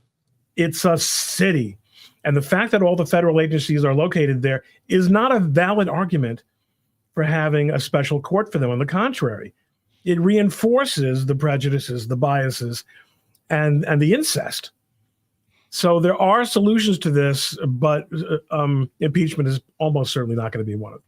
Okay, well, before we move on, I want to play a last couple of clips. And hey, Josh, how you doing? Before we move on to the next subject, because this, I think, is after the fires, when we go on to the other side into, entertainment, what one company did actually kind of shocked me. It sounds completely full of shit, pardon my language, but it did. Here is the fire chief. I'm sure a lot of you have seen it. I don't know how many in the audience have, but I'm super inspired. She took time out of her already busy schedule to tell us about her vision for the department's future, one that includes a 3-year strategic plan to increase diversity. People ask me, well, what number are you looking for? I said, I'm not looking for a number. It's never enough. Out of 3,300 city firefighters, only 115 are women right now. She's already looking at ways to change that. She's quick to point out that doing so has a greater purpose, attracting the best and brightest for the job. They feel included, they feel valued, and they feel part of a cohesive team. The chief also checks another box when it comes to inclusivity and diversity at this department. She's a proud member of the LGBTQ community. That just kind of opens the door of people that thought, wow, I didn't even know that. See, it's DEI for me. Again, we all know DEI is killing everything. I have a lot of friends who are firefighters. A lot of them. Talked for years. We have this big problem in Houston. And they're like, women who come into the fire department, not a problem. They can go into being EMTs. They can go into staffing. They can go into management. But when you have firefighters in the field going into homes, they're like, George, here, I put on the equipment one time. It was like 85, 95 pounds. And like, now imagine you're a 120-pound girl and you got to pick up a guy who's soaking wet. He's 220 pounds plus another 90 pounds. You got to drag him out. So they changed the rules here in Houston for the qualifications, for the exams, for them to pass. For women, it's different than for men because they couldn't carry the dummy that was representing the man in all the gear. They couldn't. It was incredible. And I'm like, wait a minute. How are they going to do that when you have a house fire or you have a building fire? There's not going to be a dummy there. You're going to have a human being there. Wasn't there that clip doing the rounds like a couple of days ago when asked basically that same question, one of the new diverse cohort of firefighters said, well, don't spoil it. Don't spoil it. I just put it in the chat. If it's possible that anyone here has not seen this video, they must enjoy it in its native form. It answers all of our questions very, very well. I've never seen it. Hold on. Oh my gosh, George, take something first. Take something? Okay. Deep breath. Deep breaths. Here we go. This is a gem. A gem of a gym or gem? This is a gem of a gem. Okay. You want to see somebody that responds to house, your emergency, whether Turn off it's your closed captions. fire call, that looks like you. It gives that person a little bit more ease, knowing that somebody might understand their situation better. Is she strong enough to do this? Or you couldn't carry my husband out of a fire, which my response is, he got himself in the wrong place if I have to carry him out of a fire. Excuse me? Are you fucking high? That's not the case. Okay, number one. Oh, she's high on her own supply. But that's not the case. The way a fire works, it's not only unpredictable. You could be doing everything right. A beam falls, a frame. Why should she know anything about a fire? Oh my God. Number one, most fire departments. For the fire department? Most stations do not even have the FLIR equipment because, like in Houston, every station from station 51 to 71 have been asking for that. Every shift has a FLIR unit so they can see in the smoke. Because unless you've gone through the training of it, it's not like the films. It's not like watching Backdraft where you're like, oh, I can kind of see. No, you can't see shit. Nothing. I believe Kurt Russell could carry my fat ass out of a building. I believe Billy Baldwin could drag me out. I'm not sure. I believe that. Hell, Billy Bob Thornton could drag my ass out. That's he's a landman. Yeah, he would. Yeah, he would do it just by biting you and dragging you. That guy. Get up off your fat ass and move. I cannot believe You're that. going to be barbecued bacon. That second half of what she said was so outrageous that it's easy to miss the first thing she said, which was, why is it important when they asked the question? Why is it important to have diversity in the fire department? Right. Let her say it, George. Play it again. I will play it again. Turn off your closed captioning because it's sitting on top of the original video. When I'm being rescued, I need to have someone that looks like me. I think I'm not quite sure. That's what I'm going to be focusing on. I want to go back to reality. They'll understand. They'll understand. I just want to go back to reality. No. I want the motherfucker who rescues me to look like Henry Cavill. The timeline. Understand that the timeline is correcting, but it's going to do it dragging, kicking, and screaming, and that's what a lot of this is. We just got to buckle up, and bear down. If I were, God forbid, in a room filled with smoke, I see a bald old 61-year-old Jew coming up the stairs. I might breathe deeply if I saw this one running at me, but I don't know. You want to see somebody that responds to your house, your emergency, whether it's a medical call or a fire call, that looks like you. It gives that person a little bit more ease, knowing that somebody might understand their situation better. Somebody to do this, or you couldn't carry my husband out of a fire. Understand? I am on fire. Like that's all you need to know. You can't understand, Little Platoon. She can't lift more than a fucking bucket of chicken. Is this the show 911? What the hell? Oh my God. It's like I gotta finish. We haven't finished it. Haven't been able to get all the way through. Come on, we're gonna push through. Which my response is, he got himself in the wrong place if I have to carry him out of a fire. She can carry the fuck out of a KFC bucket though, like I said. Watch. And as for a dude, it's like it's like there's no. Yeah, it's like that is the viral video of our time. It is. This was not. It's not a parody. I know it's not a parody. That's what's the problem. That's the problem. Thank you for sharing that. I had no idea. Wow.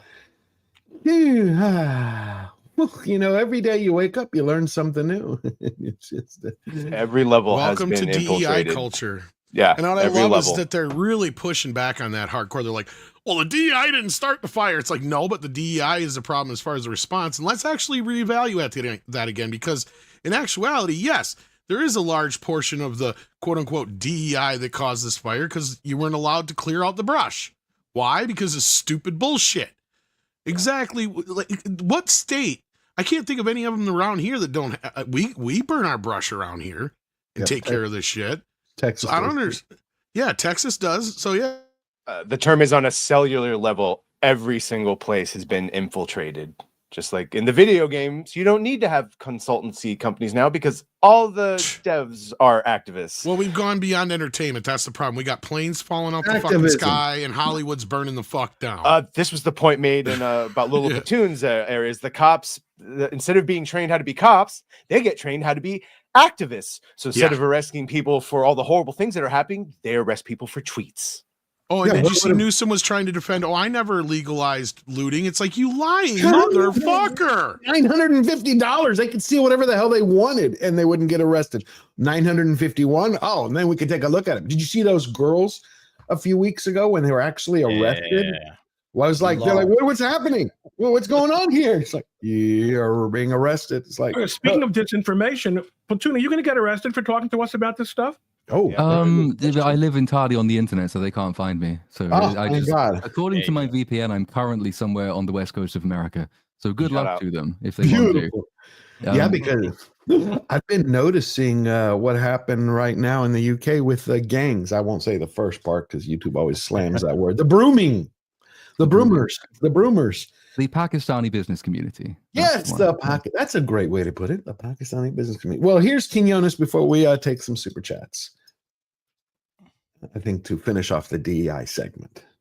You call it powered by equity, and I know that it's been really important for the DWP to put an equity lens on everything. Yes, yeah, and that's the number one thing that attracted me to this role. Coming from the communities that I come, seeing what I see. It wasn't the 750. Through my career in utilities and through the military, I've been in the Coast Guard 19 and a half years now. So I got 6 more months to qualify for my 20 years, which was my original goal. Wow. Congratulations. And thank you for your service. Thank you. Thank you. All the other branches cringing when she says that. Yeah. They're all like, we don't know her. Sorry, Coast Guard, but come on. That was the point. It's with an equity lens and social justice and making sure that we right the wrongs that we've done in the past from an infrastructure perspective, and that we involve the community in that process. And this utility is serious about it, is authentic about it. And so I'm just super excited to be part of that movement. Yeah, of course. You just forgot to fill the hydrants. I don't really understand what any of those words mean. What is an infrastructure perspective? What perspective does infrastructure have on anything? It's inanimate buildings. It pleases the idiots, okay? The idiots hear all these big fancy words. Oh, she knows what she's talking about. Yeah. That's all it is, man. These people don't have anything actually to say. They're just spitting nonsense out of their mouths, man. No, That's why I'm always like distrustful. Whenever people will say in defense, for instance, of the LA fire chief, was like, well, she's got 22 years of experience. Well, okay, but experience doing what? Has it been like 22 years of talking like that to other people who think like that in meetings? Because that's not particularly valuable work. She was a fire inspector at Costco. Okay. Okay. Well, that's very, very highly qualified. You got to give them more I can see why the city is doing so well. The trick is call everything racist or sexist until you control it. That's how you do it. So when they say systemic and the scale, but it just means it's all white people or people that don't vote or think like me. So once you replace them all with people that do, now we see the result of that because their ideology is horrible. But that's the name of the game, is to get as many of their thoughts everywhere they can so that they control everything.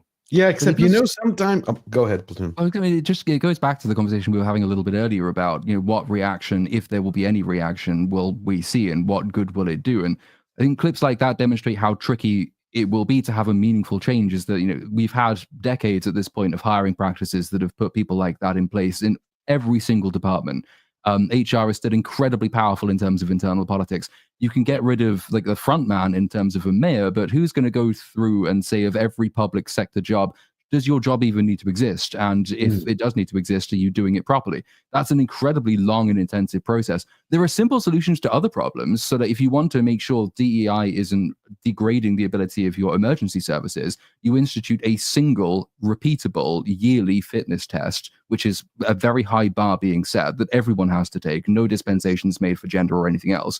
And if anybody cannot cross that, immediately sack them.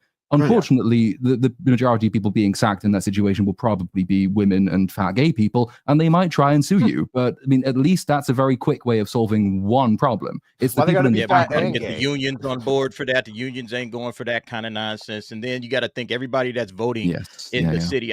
Like Ron, you brought up something that was perfectly said, that you got to get to these big cities in these states. It's like New York, you got to get to the New Yorkers. You see, in LA and San Francisco, you got to get to these big cities. How many big cities do you know have a Republican mayor?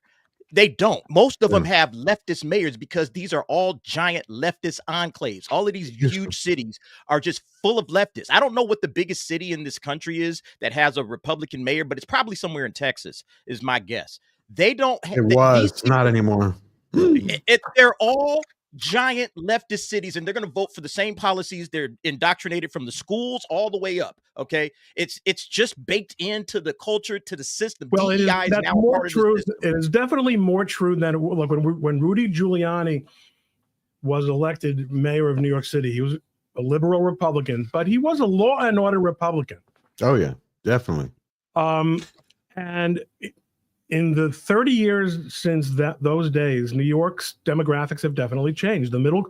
Because there has been a decline of the middle class. That had already begun a century ago. But it has reached a point where it's really worse than ever. You can't walk in New York and be safe today. No, I remember when I attended a conference, an intellectual property law conference in Atlanta, and I asked where some location was from where I was from the hotel, and the guy, the doorman showed me, you go there and you go there. I said, okay, great. I said, wait, where are you going? This isn't New York. You can't just walk there. It's nighttime. Okay, that's over in New York. That's over, especially if you look like me. Oh, in New York, I visited before Giuliani took over, and then after it was night and day, and now it's back to like it was before Giuliani took over. I mean, it was a golden age until De Blasio took over. It was an amazing. It was New York was long time ago. Incredible success story. It was, but like both of y'all are saying, and like DA said, in Houston, right? Texas is red, but the cities, Houston, Austin, Dallas, the core, they're liberal as hell. Liberal mayors, leftist mayors, radical mayors. I'm not talking moderate Democrats. You're talking out there. And then I had an officer I was talking to before Christmas because I was warning my family, right? You had this new thing where we have this complex in Houston called the Galleria. It's like 3 or 4 stories, big shopping mall. And it used to be the hub. Everybody would go there, especially during Christmas. You know, they put on the pageant, the trees. It's got an ice skater. Nobody goes there now. Why? Because there are groups that follow you home. You shop. They don't rob you there like they used to, where there'd be cops. They'd rob you. They'd grab the thief. Now they follow you home and then knock you out and grab your stuff, right? And the cops, they were saying, you know, we don't even know what to do anymore. We arrest somebody. If you're in Houston now, in Sugar Land, Fort Bend, that's kind of a little bit more old Texas Bubba. You know, you don't mess with them. You do something wrong, you're getting into the back and getting waffled in the cop car. But in Houston, the cops are like, you know, we arrest them. 5-6 hours later, they're out on the street again. So it's dangerous. It's dangerous. But here is, I wanted to follow up something I didn't finish. When we were talking why people don't change, and DA was saying, like, you got a lot of these people who are in like vote blue forever. And I was thinking, because he was saying how they wouldn't know what to do. They're dependent on the government. They're dependent on the city. They're dependent on the source. I get that. But I think a lot of that is programmed in to people since they're children. They don't have that independent spirit anymore. They don't know how to take care of themselves or handle a situation. And I'm still here, the damn camera. Anyway, this is Quinones and her trying to explain the hydrants, and I'm going to take some super chats. We ran out of water in the first tank about 4:45 p.m. yesterday. We ran out of water in the second tank about 8:30 p.m. and the third tank about 3 a.m. this morning. Those tanks help with the pressure on the fire hydrants in the hills of Palisades. And because we were pushing so much water in our trunk line, And so much water was being used before it can get to the tanks. We were not able to fill the tanks fast enough. So the consumption of water was faster than we can provide water in a trunk line.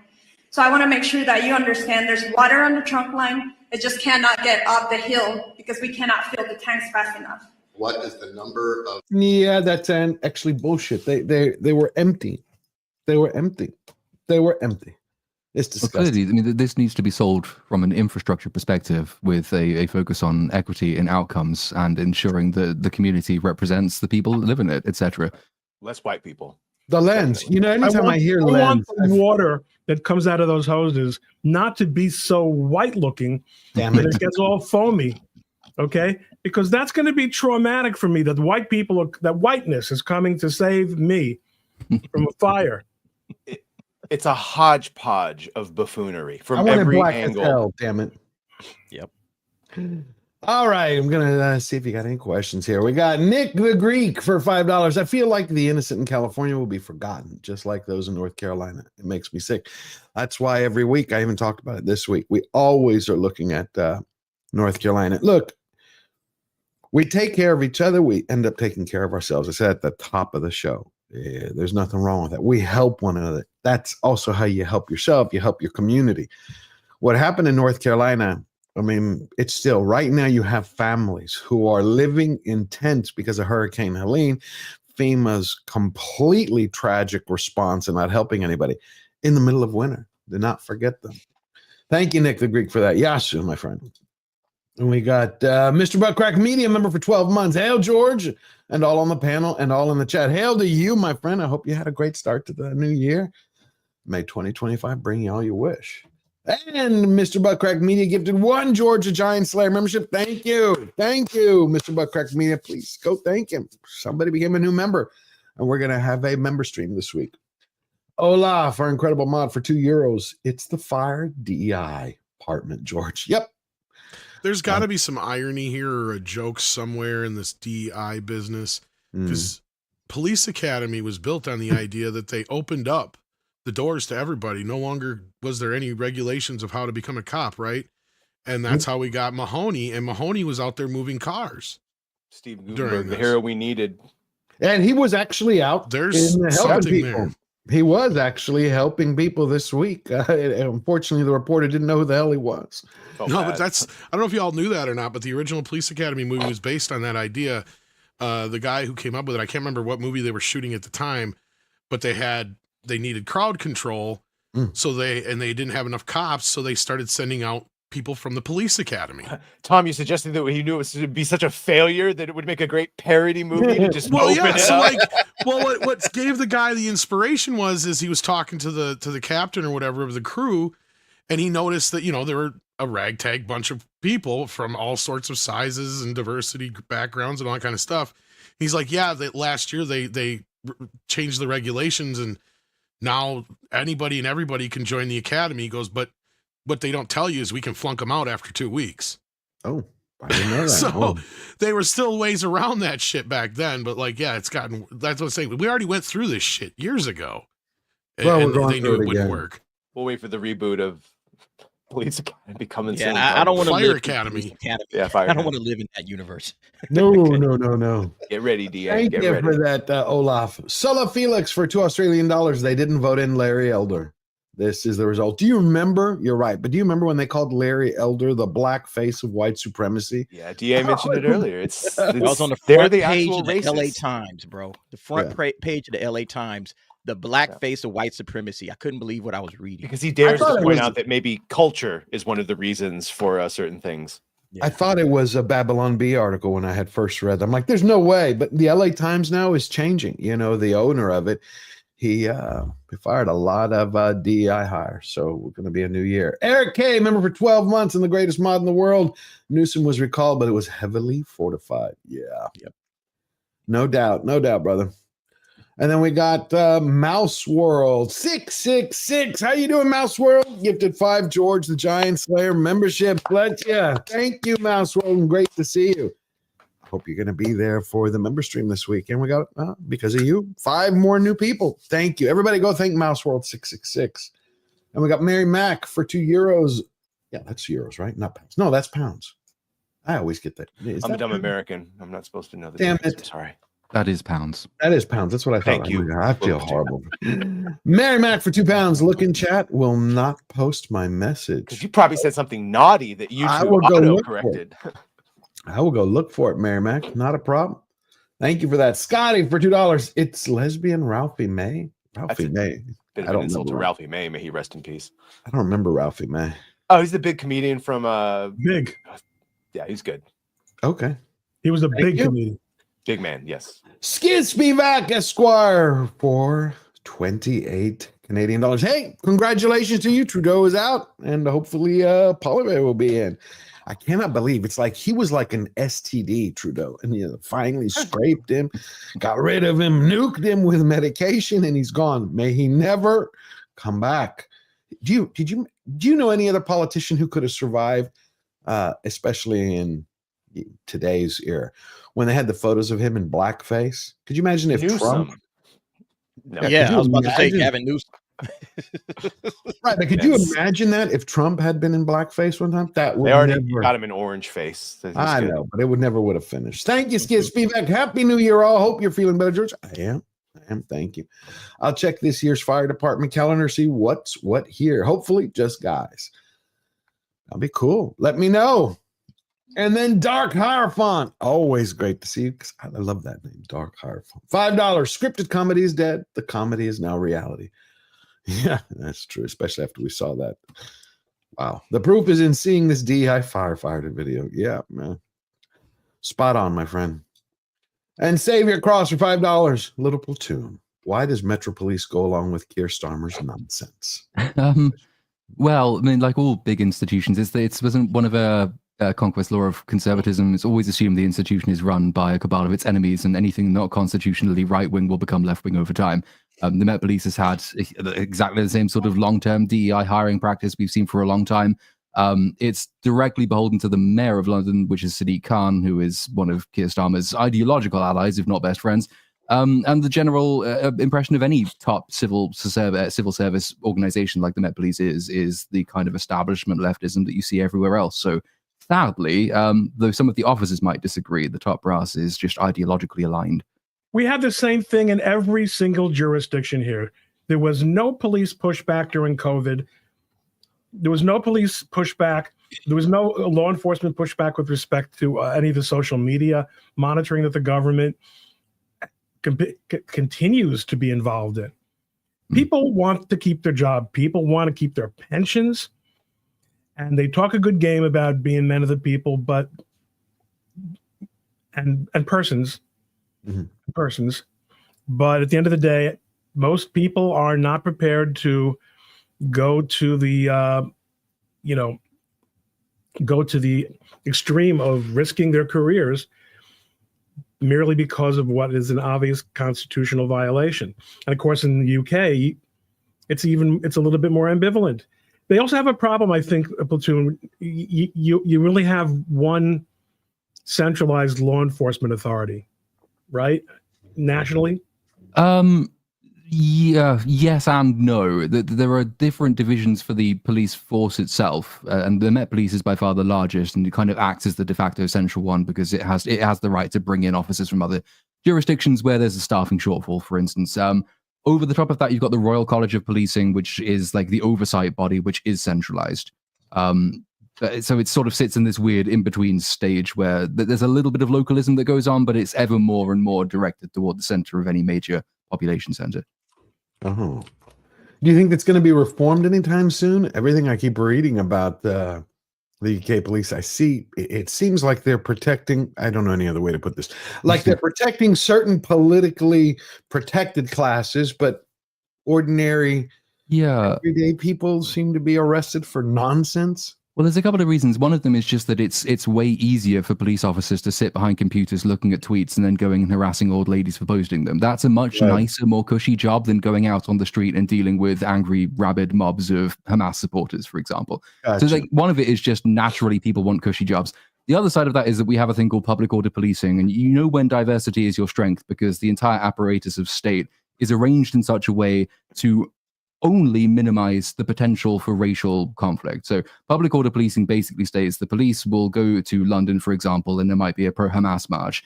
If they judge that intervening against that march will create a significant public order incident, they will not intervene against the march. So in the name of law and order, a sufficiently large group of sufficiently angry people are allowed to do whatever they want, because that's how public order policing works. So mob rule. Kind of de facto, yeah. We had that here for a while. It doesn't work in the long term. Well, their argument is that it works because it prevents worse things from happening. So you don't have running pitched battles with rioters in the streets. You just have relatively disorderly protests, and that's an improvement. I don't think it works long term because people start noticing that the whole principle of equality before the law should sit opposite to the principle of public order policing. And people start getting very angry when they see right-wing football hooligans prosecuted more than people apologizing for terrorists. So yeah, whether it actually stores up problems in the long term, which would be my theory, will remain to be seen. But we'll probably start seeing it fairly soon. You think reform is going to be able to challenge Labor and the Tories to actually be a true rival party to change things? I'm just curious. Potentially, I mean, it's such a long time since till the next election that a lot of different things can happen. Also, don't underestimate, going back again to that conversation about people's unwillingness to change. Gotcha. Lots of people will just default to the two major parties because it is what they've always done. But if reform can do well at a succession of local elections, and if the Conservatives continue debasing themselves, and if people start holding their feet to the fire about their failures with grooming gangs, given they've been in charge for the last 14 years and done fuck all about it, maybe reform has a chance of getting in. But I would always err on the side of disappointment when that's concerned. Gotcha. Well, here's a crazy thing that happened. To flip topics real quick before we get back to the fire one. Square Enix, the video game company, they put out this new policy, so I'm glad Ron is here. I want to read through this. Square Enix creates new policy to protect employees from toxic fans. Oh, good. Square Enix has announced a new anti-harassment policy that aims to protect its employees and partners. Square Enix has stipulated what constitutes harassment in its book and has laid out what it will do in the event that it encounters such behavior from its customers. In this day and age of interconnectivity via the internet, threats and harassment against members of the gaming industry have become unfortunately common. Ron is harassing the chat by eating. He's exciting violence from them. By the way, I'll probably be hiring Ron because I will definitely be sued by these people for being toxic. Popcorn. You can always eat popcorn. This is an entertainment show. That's the thing, is they're not talking about suits only. They are saying that they are going to file criminal charges. Which was kind of crazy. They're not talking about lawsuits only.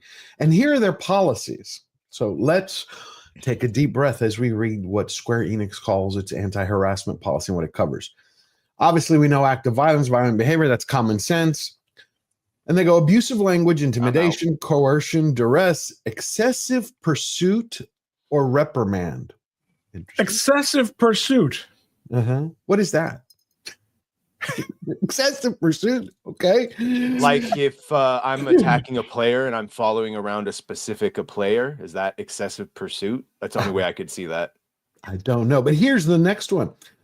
Defamation, slander, denial of personality. What? In other words, if you're an NPC. A denial of, I've never heard of this in my life. Denial of personality. I don't know what it is.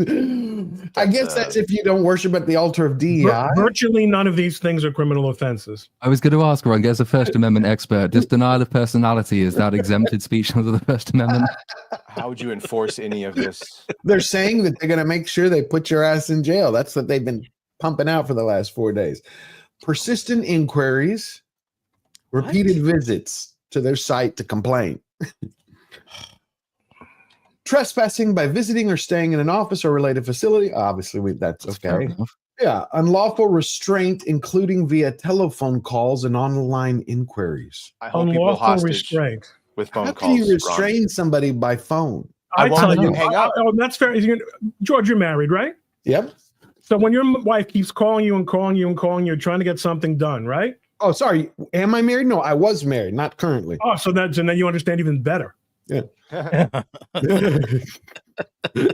not hang currently. up. No, you hang up. No, you hang up. That's that's when you're in love. Oh, that's but different. you can. But I'm talking about marriage. Right. But you can't restrain. I mean, I get it, but legally, is this? I can't wait till we finish. This is the AI of just someone open up a legal thesaurus and just it's a wide net, so anyone can be labeled toxic according to a very nebulous amount of details. Oh, here we shut go. People up. Discriminatory speech and conduct regarding race, ethnicity, religion, family origin, occupation, and then infringement of privacy by taking pictures or making video recordings without consent. Uh-oh, we're done. And they go sexual harassment. We know of real people, not of gameplay or something. Right? It doesn't say. That's the point. That's the policy. So it's like, does that mean making YouTube videos? So if I'm recording for a video, as George just said, a dev talking about this, and I'm critiquing the dev, am I toxic? If that dev is trans and I say that there's only two genders and that motherfucker ain't what he says he is, am I denying their existence or whatever their terminology? That's my point. It seems like it's just a wide net to blame anyone they want or don't like. This is funny. Then we go undue demand. That this is also a term out of marriage. I thought that was the honeydew list. He did it just last week. What about this one? Unreasonable exchanges or exchange of product or request for monetary compensation. I want my money back. I mean, so I buy your game and it's filled with DEI, and so I asked for a refund because it had a bunch of shit that I didn't like. Guess what? That's an undue demand now. Now I'm toxic for wanting to get my money back. Oh, it gets worse. Unreasonable response or request for an apology, including face-to-face response or request for an apology, specifying the position of our employee or partners. It means like, yeah, wow, just. And then excessive requests for the provision of products and services exceeding socially accepted norms. What the hell is that? What? Norm! Provision of products and services. I want trans flags added to Helldivers 2. Basically, denial of DEI. Troy Nicholas is right. Yeah. That's a good question. So none of this, you can't, I mean, there were people who were posting underneath this, like, you can't send us to jail for this. I was like, of course, this is crazy. I mean, it's not. I mean, I haven't read the full article. Is this them saying that they have the right to revoke service or to stop providing updates to games, or indeed stop you from playing a game you've lawfully bought if you're found to be violating any of these different policies? It even says it down there. Transphobic attacks and backlash. Yeah, that's one of them. They will remove you from their entire system without refunding you. But a second article states they will pursue criminal charges if you violate any of these policies. That's what I was curious. Good luck. Good. This is what that whole Helldiver Sony linking of the account for Steam players was, is that it wasn't whatever reason they thought. It was so that they could then circumvent Steam's terms of service, because you were then hooked up to PlayStation Sony's terms of service. And all of a sudden you were accountable to a different set of rules. And if you maybe criticize their game, you could get your whole account blocked. And it just seems like another variation of that. And you have the last one. Unreasonable and excessive demands for punishment of our employees. That's against the law. That's against Matt the Hansen, law. Obsidian You'll hang for Entertainment. that. Wow. So silly. This is embarrassing. Like, doesn't someone have a brother-in-law or a sister-in-law who went to law school? I mean, like millions of people in America have gone to law school, okay? Just get someone to look at this, right, and say, does this, because this is a really, not only is it a joke, but as simply speaking, as a matter of policy, as a matter of legal policy, this definitely does them more harm than good. Yeah, it doesn't like. But what's interesting is I don't even know how to frame this question. Like, a lawyer wrote this, right? Do you believe a lawyer wrote this? Does anyone believe a lawyer wrote this, or more, maybe it was like more AI, like Ron was saying earlier? I know you were joking, but it's just nuts. Is someone trying to make a precedent here? Is that what you think it is? I think that someone is trying to satisfy his internal culture that they're getting tough. Gotcha. And we have our last minute friend is arriving here, Mark Mitchell from Rasmussen. Mark, yeah, just in time. Great. How are you doing? Doing great. Congratulations. Thank you. We were just going over what Square Enix was saying their new policy was before we get that. Yeah. I don't know if you heard that. Yeah. It's basically if you deny them in any way, they're going to spank you, or at least they want to think so. And there are very simple solutions to this, right? I mean, I'm technically a game dev, and we're quite relaxed about what we do online, but the only instruction we've ever had is you don't go and start picking fights with people on Twitter from your perspective as an employee of this company, which is sane and sensible advice, I think. You're providing a service, you're providing a game, you're providing a product to customers, and your customers have a right to demand certain standards be met. And they also have a right to be stupid and unhappy, like lots of people on the internet are. Just ignore them. If you can't handle being on Twitter, don't be on Twitter. But stop making these absurd lists of things you can't possibly pursue and putting yourself in an even worse light with people who already are inclined to dislike you. Right. I agree with you, Platoon. It's just crazy what they're saying. It's just, I thought at first it was a joke, but I went through multiple articles. Nope. Well, it is a joke. It's just not an intentional joke. Yeah, it's nuts. Someone just sent me this via Twitter. They're saying, I saw y'all were talking about what's going on in California. This you might find interesting. So I haven't checked it out. It's going to be a surprise. Sir, could you explain the water reservoir situation, why that was emptied? Okay, first off, I am a they. So please, no. But yes, we're well aware of the water reservoir situation. Earlier in the summer, streams were rerouted to protect endangered salamanders in the Pacific Ocean, Right, this is so that they didn't have to swim in. Is this a waters joke? that were too Yeah. warm for Yeah. them. Okay. Hard to Okay. tell. It really is hard to tell. No, it is because why would a person of this rank be answering this question in an official capacity? Officer? That's not. Yeah, it's got to be a joke. Yeah, it's a joke. Okay. It has to be. It can't be. Well, weird. All righty. But accurate, probably. I have no idea. I know they've been trying to protect, we said the little smelt, the Delta smelt and the spotted owl. And did y'all see that Cynthia Erivo wants to join the Marvel universe? The Wicked Witch? Oh, yeah. I think she could do it acting wise. She'd have to put on about 30 or 40 pounds, which she wouldn't do. But most people are just being honest. And they're like, no, she's too ugly. Sorry. Acting aside, Storm needs to be hot and they don't think she's attractive enough. It's like, well, at least you're being honest. That's fine. Well, what do you think about that? I think I say next year because I haven't done the stream since before New Year's.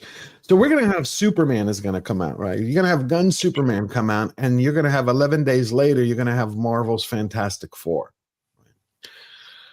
So a lot of people are saying that Gunn's Superman is the make or break. Like if he doesn't stick the landing. He said that. He has said Right. that if it isn't, they will not make more movies. Yeah. Right. I'm not talking about him. There are others who are saying that the superhero genre will be dead. Like if you can't save it with Superman. DC related for sure. So you think it's not DC gonna affect Marvel? People still love Marvel Rivals. People still love the characters, the concepts. They just can't do it. Hollywood can't do it. That's my opinion. Okay. What do you think? It's been diminishing returns, honestly, with the superhero genre since Endgame. It hasn't really elevated beyond that. I don't know if people are still coming back. Like the comic book fans, the hardcore fans will be there, but like your general audience, it seems like they've already kind of said, I think I'm over the superhero genre. I'll come back for maybe a big event film, but for the smaller films, just your random superhero movie, it seems like it's dying out. And it's because we're not really getting a lot of good superhero movies like we did in the first 3 phases of Marvel. Marvel was doing a great job, and now they've fallen off. So I don't know what this year is going to bring. I'm not really looking forward to anything hero-wise with the exception of Superman. And if Superman sticks to landing and it's amazing, then that may change things. That might talk about DA. We've got Captain America. This is your representation. No, I've been saying this for a while. The superhero genre is pretty much dead. Especially if Superman doesn't manage to make more than $800 million, it's done. Sony's pretty much turned their back on it. Yep. Warner Brothers has pretty much made it clear that if this doesn't work out, they're kind of done with this shit. If you haven't noticed, every other company is kind of fallen off the map. Things like The Crow and Hellboy are done for basically rights retainers movies now for $5 million, $3 million, whatever they're spending on them. So we've hit the end of the road, kids. Just like the Westerns. And DEI is what expedited it, right? The Marvel movies could have lasted another 5-10 years easy. Okay. But they screwed it up. Yep. And now DC also screwed it up on their end by having Zack Snyder and then the other Hamadaverse and all that other shit that they dealt with for the longest time. So, I mean, right now, Superman is set to be the biggest opening of the year so far, but I haven't heard anybody predict that it's going to be the biggest film of the year so far. Okay. So we'll have yet to see how the audience is going to respond to it. So yeah, I mean, did you see Nosferatu's gross is 135 million from a $50 million budget? Yeah, and they're stupid because they're probably going to be pulling it from theaters next week, and they should have been leaving it in. Why would they? Because Focus Features, for some reason, they're a division of Universal. And Universal, they decided when all this dust settled after COVID and they got everything worked out with the National Theater Association, that after 36 days, all their movies go to streaming, video on demand. And then it's like, can't remember if it's 60 or whatever days after that, they go on to Peacock. Focus Features, they do it in 18 days. So, and everybody's been noticing that Nosferatu is no longer showing after so many days from now, which would be the 18-day mark of when it came out, which is really going to hurt the international box office of the film, because there's still areas where it's just opening up. And if it hits online and it's on, the high seas in a couple of weeks, who's going to spend the money to go see it in a theater, especially in, some of the more pirating, Right. some of the areas that are known But for even pirating. if Superman sucks, people will still go see Secret Wars and Doomsday and the goddamn Spider-Man movie in between it, and then they'll fucking watch the reboot, see. which is so. We just have to wait. The only things right now that are the sure things are the Wolverine and Spider-Man and Deadpool. Other than that, even Batman isn't a sure fucking thing anymore. Well, now that it got delayed, which I still don't understand why it got delayed. Oh, I can tell you a million reasons why. Go ahead. Yeah. I've got reasons for you. Yeah. Go ahead. First, Tom. Andy told you they don't want to have two Batmans at one time. The more practical one is probably because if Superman fails, they're not making any fucking Brave and the Bold. Matt Reeves has the more popular version. He's got a second season of Penguin everyone wants. Yeah. Apparently, the 2027 release lets him do that second season and get Batman out. And then afterwards, as Andy said, they could do his tonally different, 10-year older, different, whatever Batman. But they don't want to confuse people, apparently. Okay. Interesting. I really didn't want to talk a lot about Hollywood today because I just feel we should focus more on the fire, but I just wanted to cover the Square Enix. On that fire, you mean? Yeah, We'll see if different Batman fire. 2 even happens yet, though. That's the other part. But I love Nosferatu. Anybody else see Nosferatu? No, Here? not yet. Yes. I am Nosferatu. You are. That's why we have you here. Well, You that's are why that's why I'm hired. Yeah, we had a story this week that has some numbers that are pretty relevant to this. Yes. And there is a very big aspect of quality that's the problem. It isn't just the politics. We started polling on Disney in 22 when they started with, the leak about the many LGBTQIA characters and the not so secret gay agenda. And Disney's favorability got down to 42%, which is worse than basically any politician except for Nancy Pelosi, Mitch McConnell, like absolutely people that are hated. Disney's not much better than that. And we just polled on it again. And Disney's kind of moderated this year. So favorability has gone up to 49%, but that's still horrible. Only 18% have a very favorable impression of Disney, and only 19% of Democrats. So all that courting the left. But the question we asked, is entertainment from Disney company better or worse than you remember in the past? Only 16% say better. 47% say worse. 47% of Americans say that Disney's entertainment is worse than the past. That is equality. That's got bigger to be than a killer. Yeah, that's got to be a killer then for them. That's wow. We asked it, have you chosen not to watch a Disney movie this year because of politics? 23% of Americans say yes. I was on with Pro, and we calculated that a floor is probably like 300, 400 million of lost revenue just because of politics. Right, the but it is quality politics and quality. It's both, because the quality. quality is less because they hire activists that don't know how to fucking write. And even if you tell them, okay, no politics, no agenda, then you're left with just a bunch of people that don't know how to write and don't have any life experience to draw from, can only write what they know, and what they know is what their made up gender sexuality is.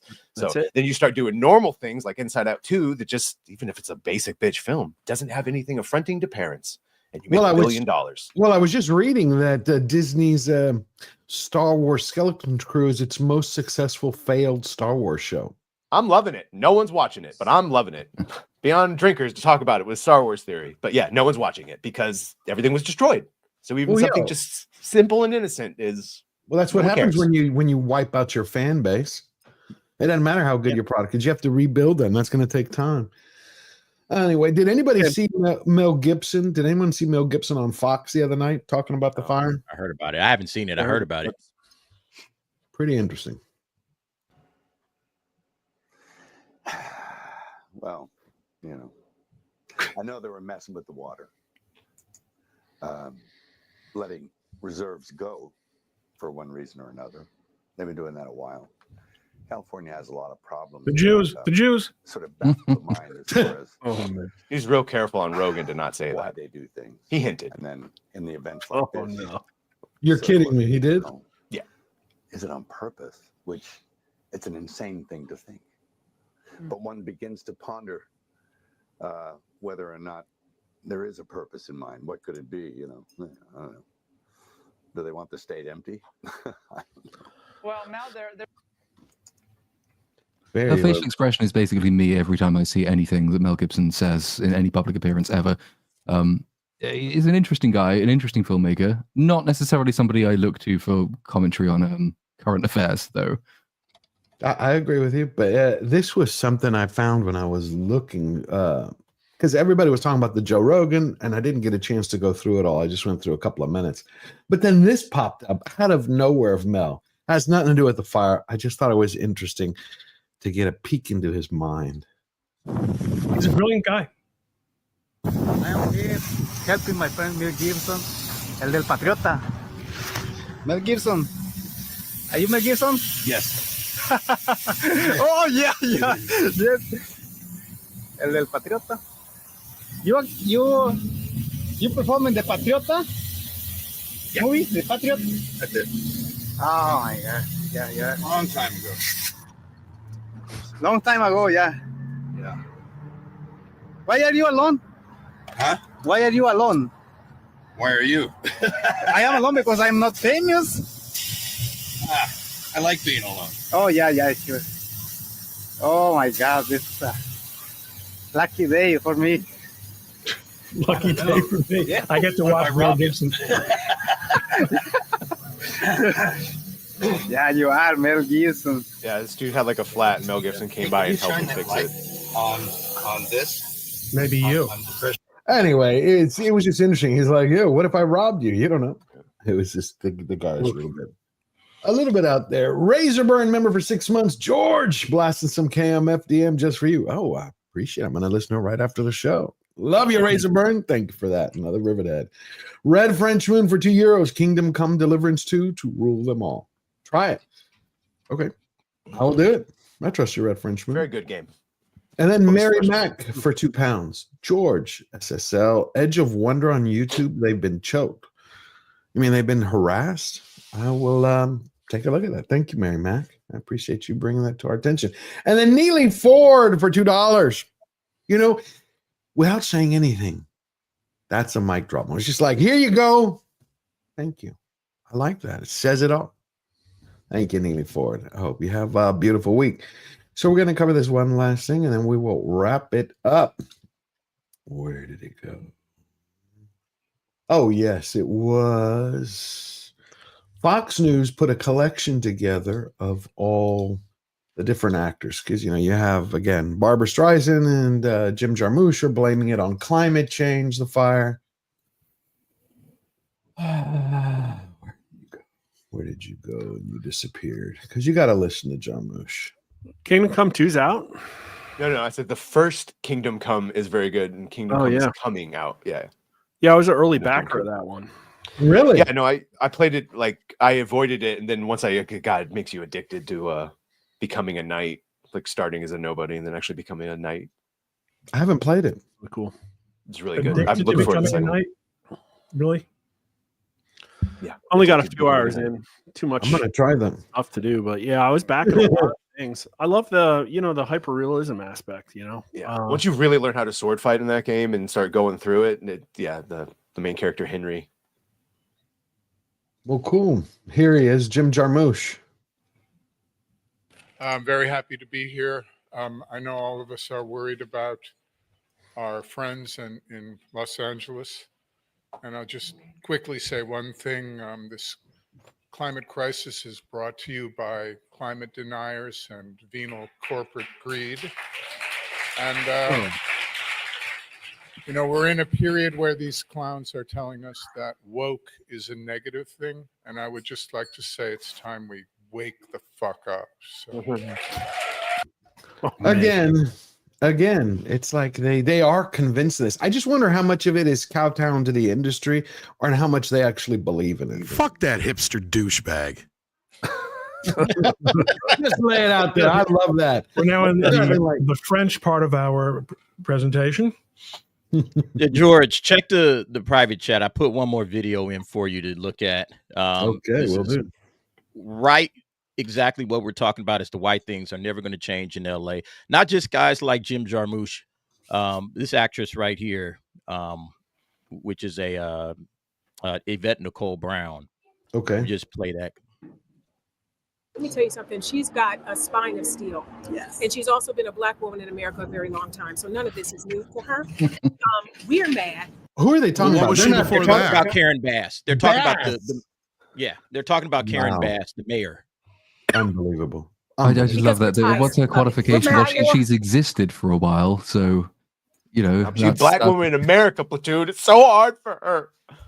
She was the chair of the Congressional Black Caucus. She grew up as a slave, right? I know, but this is in 1950s. Not Jim Crow. This is California. Never had slaves. Never. And look, there's so many people in LA that are going to agree with everything that this lady is about to say. They're going to agree with every single word, and they're never going to punish her. They're never going to say, "Nope, you did it wrong. You got the job wrong. You're not fit for the job. You're not qualified for the job. You're gone." Nobody's going to say that. They're just going to keep on voting blue because of the mentality that this person is spitting out of her mouth. Okay, let's. All right. How about we get to a point where skin color doesn't matter anymore? That would be a beautiful thing. We were there and we ran right past it. Yeah. Yep. 2000. She's also been a Black woman in America a very long time. So none of this is new to her.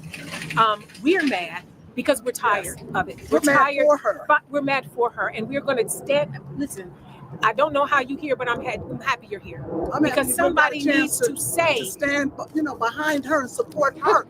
Because how she handling it, you can see it in her face. She stays calm. She was fucking laughing, smiling.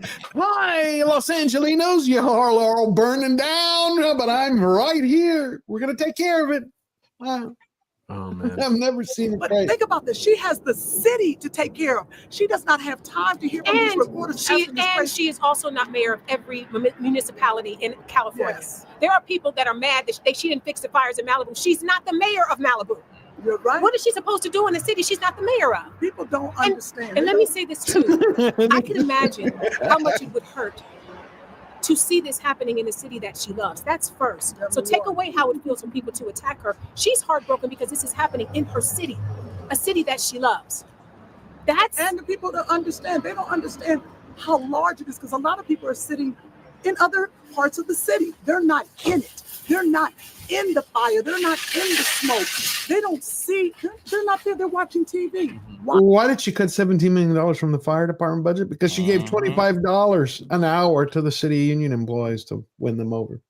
And they want to blame someone. This is not the time to blame. It's time to get some resources. She has reached out far. We have planes coming in from. Wasn't she in Ghana? Yeah. She was in Ghana? Yeah, I'm just having a nice trip for whatever reason. Yeah. Other countries to help us. This is not the time. I need everybody to remain calm, be vigilant, support the leadership, support Karen Bass. That's all I can say. You cannot. It's not the time. Are they a comedy duo? I don't know. That was like a 90s sitcom vibe going on. Here's your dad on it tomorrow. Great response so far to the fires. Absolutely a great. She has. They are a comedy duo. She's had to do. She's jumped in there, and she's And got. we have fires every year. And They I don't probably have a remember live in stream the show. 30 years almost that I've lived in LA, I've never seen everybody react like this to And the mayor and blame one person for a natural disaster. Yes. I've never seen it. Now, what's Well, because it's how you manage it. different this time? Oh, I get it. She's going hint in. It's the bigots. It's you know. Oh, I see. Oh, interesting, isn't You it? said that. Amen, sister. Oh, amen, sister. I get it. I got it. You're saying we're all racist. I see. No problem. You said it, girl. Yeah, that's what it is, man. It's the racism, the bigotry, all of that stuff is going to come out. They're going to throw the race card. They're going to put up the bigot shield, and they're going to say, guess what? We're going to vote for this lady again, or we're going to vote for somebody just like her. All right, because nobody wants to be called a bigot. Nobody wants to be called a racist. That's basically what it comes down to. So that's why things don't change in these big cities. That's exactly why things don't change in big cities. It is my least favorite answer as well. When people say, you know, well, what is it that you actually like about this politician, this leader, or the way they've handled the crisis? Do you think they deserve the criticism? And the response is understandably on a human level, the response is, I'm sure she's hurting as well. She's a really fundamentally good person. She takes care of us. These are all absolutely natural human responses to this situation. But I don't particularly look for personality or personableness in a competent leader. Oftentimes, the nicest people are functionally incompetent when it comes to managing disasters, other people, managing big departments, because they have these great interpersonal skills, and I don't doubt that they very much care about their communities. But these are not the qualifying criteria for solving massive infrastructure problems. Sometimes you also have to be a bit of a dick. So whenever people come out like that and start saying, I'm sure she's hurting because it's her city. Yeah, great. But so are you, and you're not the mayor. So what's the difference between you? That's the story of our time. Sometimes you man. have to be a dick to make an airplane whose door doesn't fly off. That's what it comes down to. And that's not how they pick people right now. Well, I can tell you, we are going into the field tonight or tomorrow in LA. So we'll find out what people think. But we asked about back in 2020, there were fires, and we asked, and 50, I think it was 53 or 54% said they're caused by a variety of non-natural issues, and only 41% said climate change. And that was down from 2018. So the majority doesn't think it's climate change. And I think the numbers are probably going to be even more damning because we're asking that question again as well.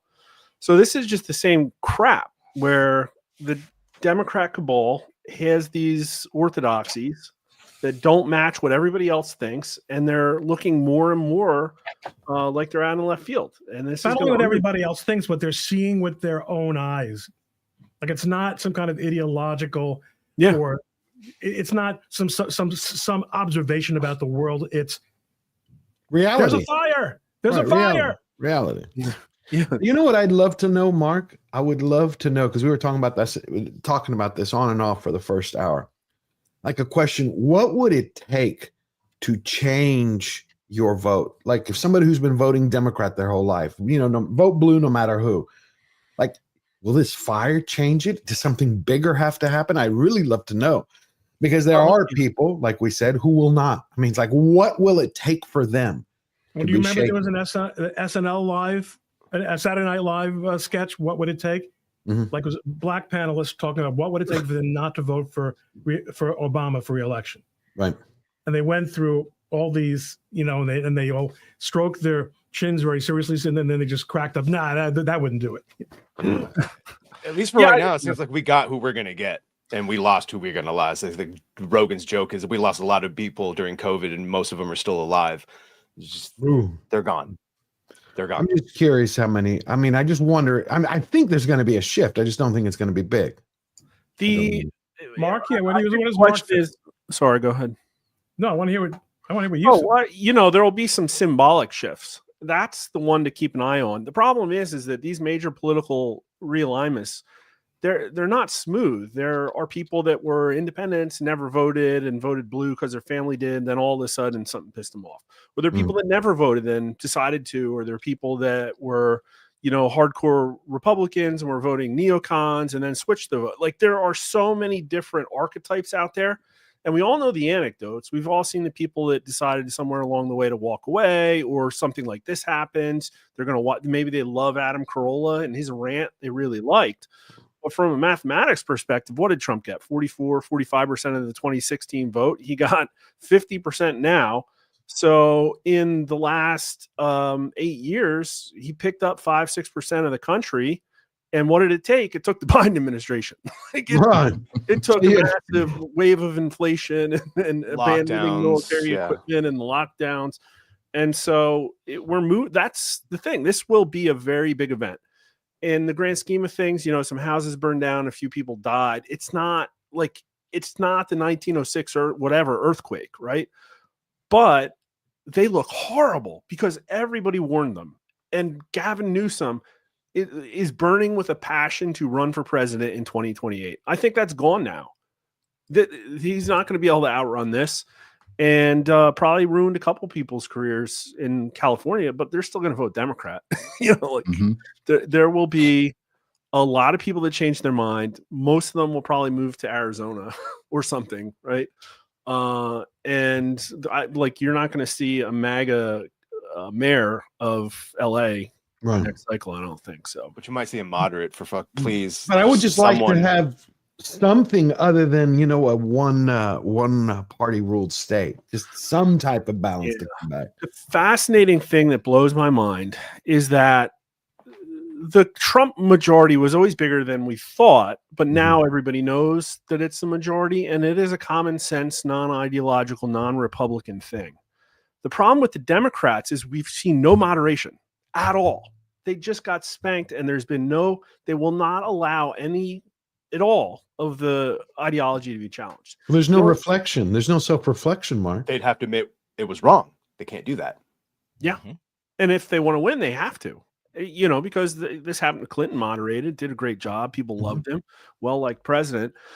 And they see it. Like, Harris went on Fox News, knew she was going to be asked about the border, knew it was the number one thing the Fox News viewers wanted to know about. She had no answer, none at all. She could have changed Independent's mind. She didn't care. And so this is happening at Disney boards. This is happening like in every woke corporation, that they all have to palpably feel that the game's up. And yet, nobody's coming out and saying that. You got Mark Zuckerberg throwing a couple of bones out there, but it's like, Mark, what about the 1,000 woke recruiters at your company that are still hiring people based on not being the best at running a digital product? And Disney's got that problem too. That's it. How do you fix it? You can't snap your fingers and not be woke. Infested with on every level. Well, Ron, you're muted. Interesting. Ron, what are you saying? You're muted. He's saying how important. What you're saying? Yes. The every level thing, especially. I mean, I always make this point about Disney. They cannot change. That is an organization, and I've argued that it's more than any other studio because of how they recruit. They cannot be other than what they are. Yeah. But are they not changing now, Ron, with what happened with Inside Out? There are going to be superficial changes, but it's so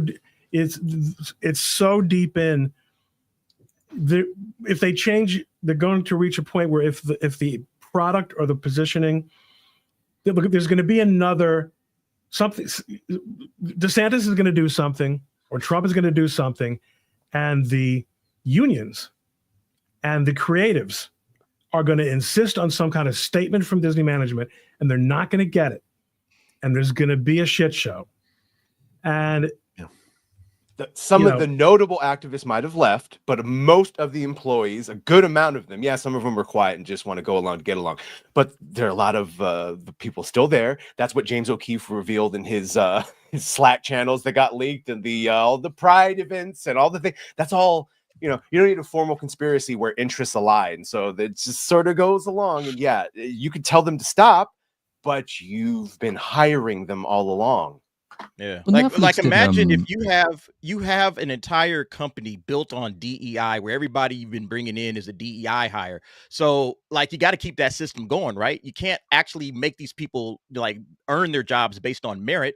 Like that's out of the question. We all got our jobs on DEI. We don't have anything else. We're not actually good at our jobs. Like Badger was just saying, like all the animators that are over there now, they suck. So it's like, what are you supposed to do? We got to keep this system going. We're not going to allow this thing to fall apart. So yeah, Disney can't change, at least not radically. They got to incrementally change maybe, but you're never going to get the change that you need for this company to succeed because everybody's careers are built off of the system. They're all dedicated to the system. They're knee deep in, or maybe even and certainly in government and politics, it's absolutely the same. But exactly. you don't wait. You don't see the last month, just even the time since Trump was elected. What about the animated? That's what I was going to point out. The canceling of the trans part. But that's an incremental. And guess what? They're pissed about that. They're right. There's a war going on, is what I feel, Badger. I feel there's a civil war going on inside of Disney. Correct. Which side is winning is a point. Yeah. The woke side's still winning, and here's why. Okay. The only large organization I know of that has successfully unwokeified itself was Twitter. Okay. And what did it take? They had to fire 80% of the staff. Now, obviously, there was a financial incentive and a reason to do that. But Elon didn't go person to person and ask them their politics. He just said, listen, you're going to have to work now, and it's going to be hard. And, oh, by the way, you know, like all of the activist stuff you care about doesn't matter anymore. And most of them left by themselves. And so he just changed the culture, and the culture was merit.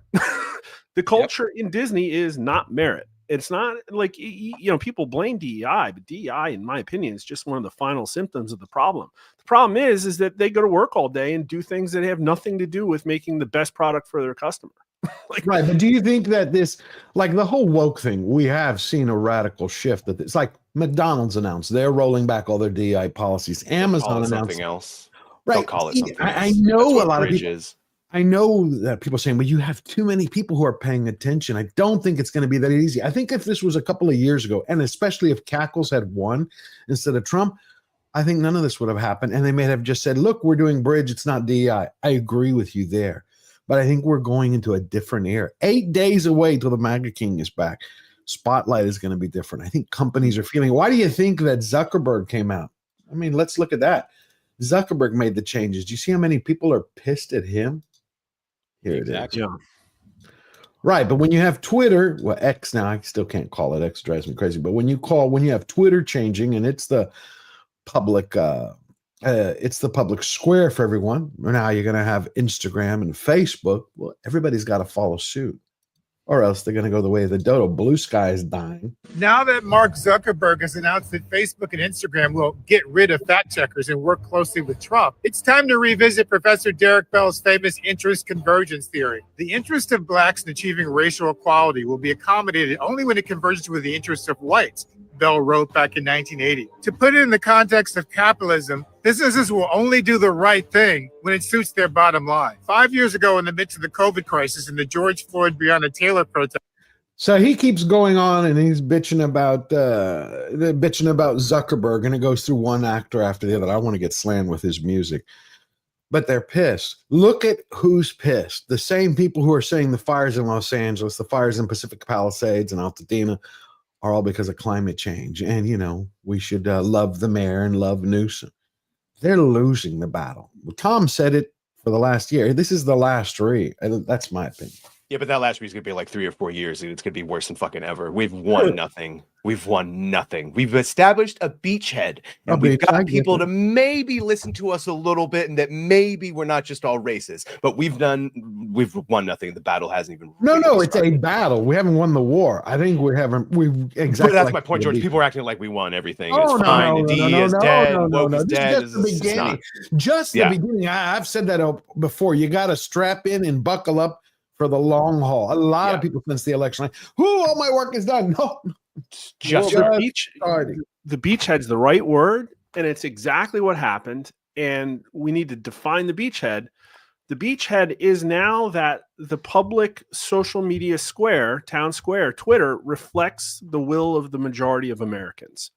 And we haven't, like, the companies haven't been unwokeified, government hasn't been fixed, but what you can see is that they've been isolated into a cult that over time I think will probably get more ideological and smaller. But at some point, the companies are going to have to look at the writing on the wall. I think Easier like to tell friend from foe. Yeah. I agree with you. This is going to be the Zuckerberg last. will be very interesting to watch. I mean, I would look at the activities of, say, a Facebook a year and a half out from the next election to see what their response and what their prediction will be as to the result of that election. Because Zuckerberg has done something unbrave. What he's done is read the prevailing winds. And he's seen the what it's likely to prioritize in terms of its regulatory focus, and it's now going to try and court that administration to cause itself as few problems as possible, which is basically what it did going under the Biden administration as well. So when you come to the year out of the next election, if you start seeing Zuckerberg say, hey, maybe fact checkers are a good idea, actually, after all, that's probably because they placed a bet that maybe whoever Trump's anointed successor isn't going to win, in which case all the very diehard, quote unquote, woke people have to do is hold out for 4 years and hope that their candidate wins the next election. And it might all come crashing back again because the government has a very strong incentive to pressure these companies to readopt all of the policies they're currently dropping. So that will be interesting to watch. But in that intervening 4 years, we can obviously keep doing the very good work of calling these people fucking nutters, which is what they are, and trying to make them very embarrassing. And we're going to start enforcing some laws. And my colleague Harmeet Dillon is going to be the head of the Civil Rights Division of the Justice Department, and that is going to change some things. Just watch. Thank God. Thank God. I cannot wait. Well, here's the last thing I wanted to play, and then we'll be wrapping up. It was Justine. I love Justine Bateman. Still trying to get her on the channel, working on it.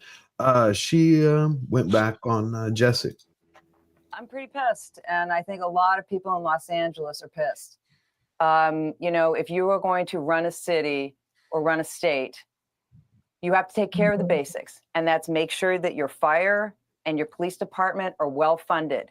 Make sure that you have, not only you have plans if there are emergencies in your area, you have rehearsed them, but also you have plans to mitigate the problems that you know are going to happen in that area. And for us, it's fire, earthquake, rain, and consequent mudslides.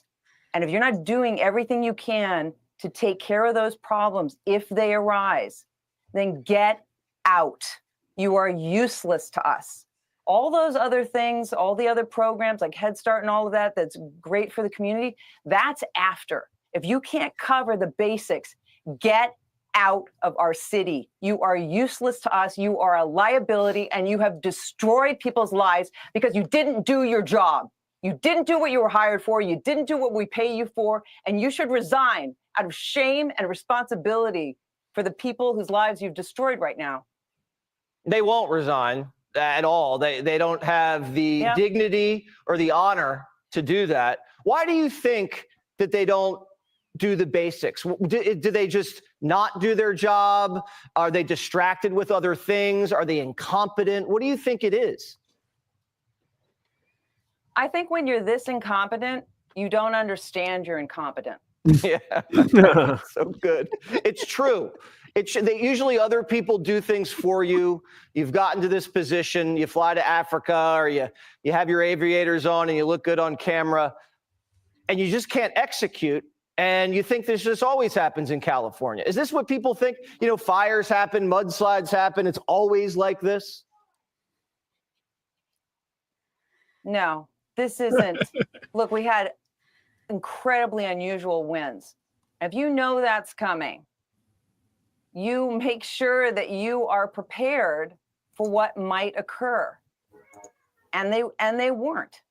Yes, it was extraordinary circumstances. But here's what I really hope all voters do.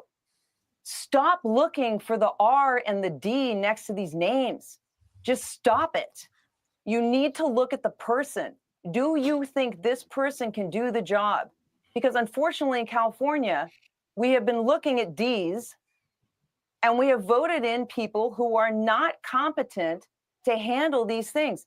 We're going to have the Olympics in here? Yeah. How?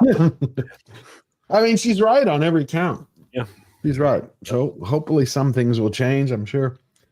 Still can't believe that comedy duo that Derek shared. Everybody should watch that. I love Justine. Everything she's been saying lately, DEI in Hollywood, and now she's talking about it's the same problem infecting the state. What do you think, Mark? You think Newsom is done? Permanently, like everybody thinks, like politically, his career? I think we'll find out pretty soon. I wonder if Kamala Harris is going to run for governor of California. It'll be interesting to see what kind of position she takes. Because she can come in and point to a record of real achievement. Oh, yeah. Yeah, she didn't she keep 5,000 prisoners past their Someone's got to make the license plates, George. Someone's got to do the work. Yeah. Who cares if they were free at that point? Just keep them I in. just read a story. that California had to borrow 2 air water tankers from Canada and some equipment from Mexico. Of course, Mexico doesn't mind because they're like, hey, you got open borders. We can keep flooding you until Trump comes in. So, yeah, you can use our equipment. Yeah, no. You kind of expect that because once the fire gets that out of control, then yes, you do need out-of-state help. Like that has to happen.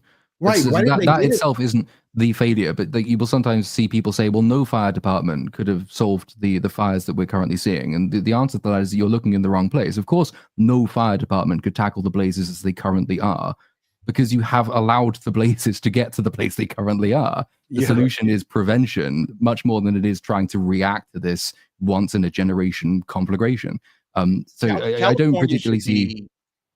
I was going to say California should be like top notch in the world when it comes to fire safety, fire prevention. They get so many wildfires. I should say, get so many wildfires on a yearly basis. And they always tout that we're the 6th greatest economy in the world and all of that crap. So there's plenty of money in California. You got all of these wildfires.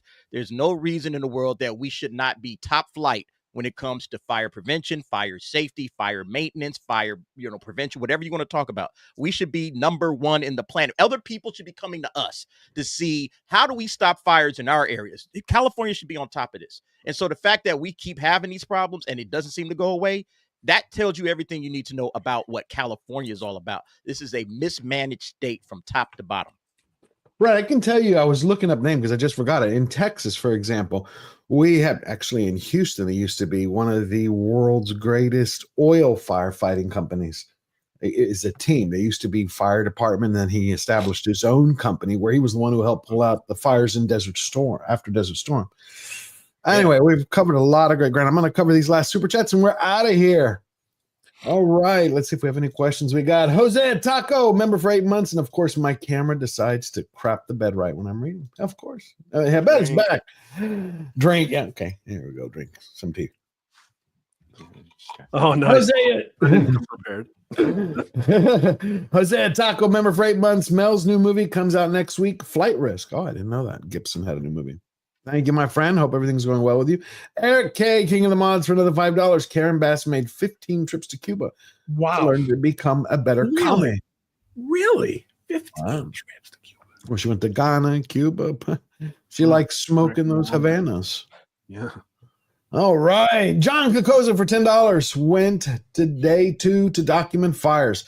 Devastation is vast. Newsom spent $2.6 billion on free healthcare, free legals instead of water infrastructure. There's your screenshot, folks. There it is. Yeah. Don't forget the train. Forest management or desalination. We talked about, John, the desalination plants right at the top of the show. I was showing you the article since 2011. They've only made 20, but they need to be 3 to 5 times the size. And the conservation groups, Antifa, the DNC, all refuse. They keep stonewalling them, and they get their bureaucrats in the state to stonewall them for permitting. So, yeah, you're right. Thank you, John. Keep safe. God bless you. Mary Mack is back for £5. An evil man will burn his own nation to the ground in order to rule over the ashes. Sun Tzu. 100%. 100%, Mary Mack. Always on target. Jeremiah Hembry, member for 8 months. Did you, though, see the Working Man trailer? No, I haven't seen it. Is it out? I'm gonna have to check. Is that the Statham one? Yep. I think that's the Statham one. I didn't know it came out yet. You know what's weird is there are a lot of trailers, if you've noticed lately, which are fake. Have you seen like the fake trailers popping up, the AI trailers? But some are really, really good. It's like this movie's coming out, and like 1950s Lord of the Rings. Yeah. It's just some crazy stuff. Yeah, I'm going to take a look at it, and we will talk about it this week on Slayer Unchained and during the member stream. Thank you, Jeremiah. And Donna Hergenrether, member for 12 months, 1 year. Donna, great show. Rock on. Can't wait to see you in the member stream, my friend. It's been 1 year. That's right. So, talking about that, Lord willing, next week we're going to have a 1 year anniversary celebration. I was going to do it today, but I just felt awkward to celebrate with, so much devastation going around, especially we have our friends and families out there. I just didn't want to do that. So next Sunday, Jean-Ju for $8, $7.42. Check out the Nick Frieda short, Breaking. Newsom willing to sacrifice as many California cities as it takes to appease angry climate gods. I'm going to take a look at that. That's a good topic to talk about on Wednesday. And Mark of Reality became a YouTube member. Thank you, Mark. Always love seeing you here and hearing your thoughts on it. What do you think about that, Mark? 8 days till the MAGA King is here. Just 8. Mark of Reality for $5. Keep up the good work, George and crew. Thank you, my friend. Back at you. I hope you have a brilliant week. All right, everybody, let's go around the horn. Badger, where can they find you? What you doing this week? Tonight I'll be on Diabolical Souls Presents, Gooch and Gang. And then, Monday, Tuesday, Wednesday, I do Badgercast. This Thursday I'll be on Open Bar talking about Skeleton Crew that no one watched. And check me out every Friday inside the Badger Den. It's really that good, huh? I just thought it would be funny if it was like, what if it's actually good? And then it actually sort of is kind of just good and innocent. And John Watts and Christopher Ford. So you're recommending I should watch it? At this point, unless the last episode completely reverts everything, it's just good enough. And it seems like they snuck in and just sort of made a nice little fun thing that doesn't hate the fans. And it's nice and innocent. And it's got Baldy in it, right? Baldy? I always forget the British actor's name who used to be like, he was in Talented. Jude Law. It doesn't bother me. I just can't remember him any other way. I remember because he was complaining once in an interview. He's like, I used to have hair and now I'm a baldy. So that's why it stuck with me, baldy. Yeah, all hail Jadna Wood. He's really good, huh? So I'm enjoying it. Yeah. Cool. Derek, bless you. And Badger for being here, especially with everything going on. What you got coming up? Where can they find you? Typical stuff. I'm streaming nightly, or not nightly, Tuesday nights, probably Thursday and Friday on the nightcap. So come and check me out. Videos every day. So you know what it is. Just talking Hollywood, talking all of this madness. Thanks once again, George, for bringing me on, bro. Always appreciate it. Versus tomorrow, both of us. Sorry. And versus. Sorry. Versus. Thank you. All hail Chris Gore. Yeah. No, I got you, bro. All hail Chris Gore. And I'm glad you're here. Hopefully we'll see you next weekend, but stay safe. That's what I care about. That's more important than anything. And Platoon, my good friend, what do you got coming up and where can they find you? I have no idea what's coming up. I don't know is the answer. There's no films, so I'm going back and covering things from last year that I didn't get around to doing. So Arcane Season 2 is continuing to piss me off. So that will probably be a very long video coming out at some point. And then you would June. Never do a long video, Platoon. I know it's the first time for everything, right? So I've never broken the 6-hour mark before, so I'll try and give that a go. Platoon actually saved my bacon. I did what you said for that video, and it's corrected. Oh, good. I woke up this morning. It was like, nope, the green was back on. For the first time, I had a video that got limited, and I didn't know what that I was like. Wait, limited for what? And I had used a thumbnail that said Mega Mouth. I didn't think that was anything bad, but changing that thumbnail, just the thumbnail, because it means something different, which I didn't realize. In the Urban Dictionary, it means something I had no clue. I'm going to look this up now. Mega Mouth. Yep. And there goes this stream's monetization. You were doing fine. Yeah, I didn't know it meant. I thought it meant bigger than big mouth. That's it. All right, Tom. Thank you for coming. What you doing this week? Working my butt off. We got videos coming out. Got the morning show. Midnight's Edge Espanol. Midnight's Edge After Dark. Check that out. That's my channel. Cool. Do stuff there. Yeah. Well, awesome. Thank you for coming. You like turtles. Mark, thank you for showing up.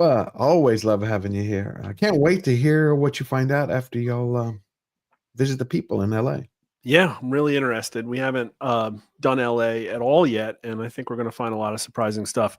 So I've been taking a little bit of a hiatus, but we have the final week, the final dying breath of the Biden administration and a Trump administration coming up. There's going to be a lot of wild politics stuff, and I think a lot of people's opinions are going to change over the next year. So if people want to see more about that, Rasmussen_poll. We put out videos, and actually, I think I'm going to start streaming myself this week. So that'll be first for us. Hell yeah. I can't wait. Tell me when you can do it so we can announce it to everybody. Yeah, I don't know. Maybe Tuesday afternoon, maybe Tuesdays and Thursdays. So okay. Well, when you do it, just shoot me a DM and we'll announce it to everybody. Get you as many people we can. Everybody go check everybody out on here. And then we come to Ron, the Nosferatu. Yes, lawyers. of civil litigation. More or less the same kind of stuff, as I always do. But I also do have a plan to begin weekday streaming this year. So I'm very interested in what Mark's going to do. A little something in the late afternoon. So I'll let you guys know when that happens. Yeah. And we're also we've got a few more episodes that we recorded last year of Culmination. We've got season 4, new graphics and stuff like that. So that'll come out this week. And otherwise, I need people to subscribe to my YouTube channel so that it won't be so wildly out of proportion to my X following. But that's, how that goes. Yeah. Thanks for having me on. Thank you. Yeah. One of the things I want to do is I want to set up a third show for the week. I'd like to do something where it was just political without culture. Maybe we can do that. We gotta talk about that. Yeah, I can't wait. I think we have one super chat that just came in, and then we're out of here. It is from Detailed Devil for $5. My California coastal zone city added Brackish Creek H2O desalter. Also improves watershed. Can't fix global if not fix local.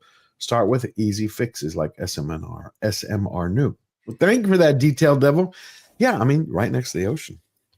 Don't know why they couldn't solve this problem easy. Well, we know.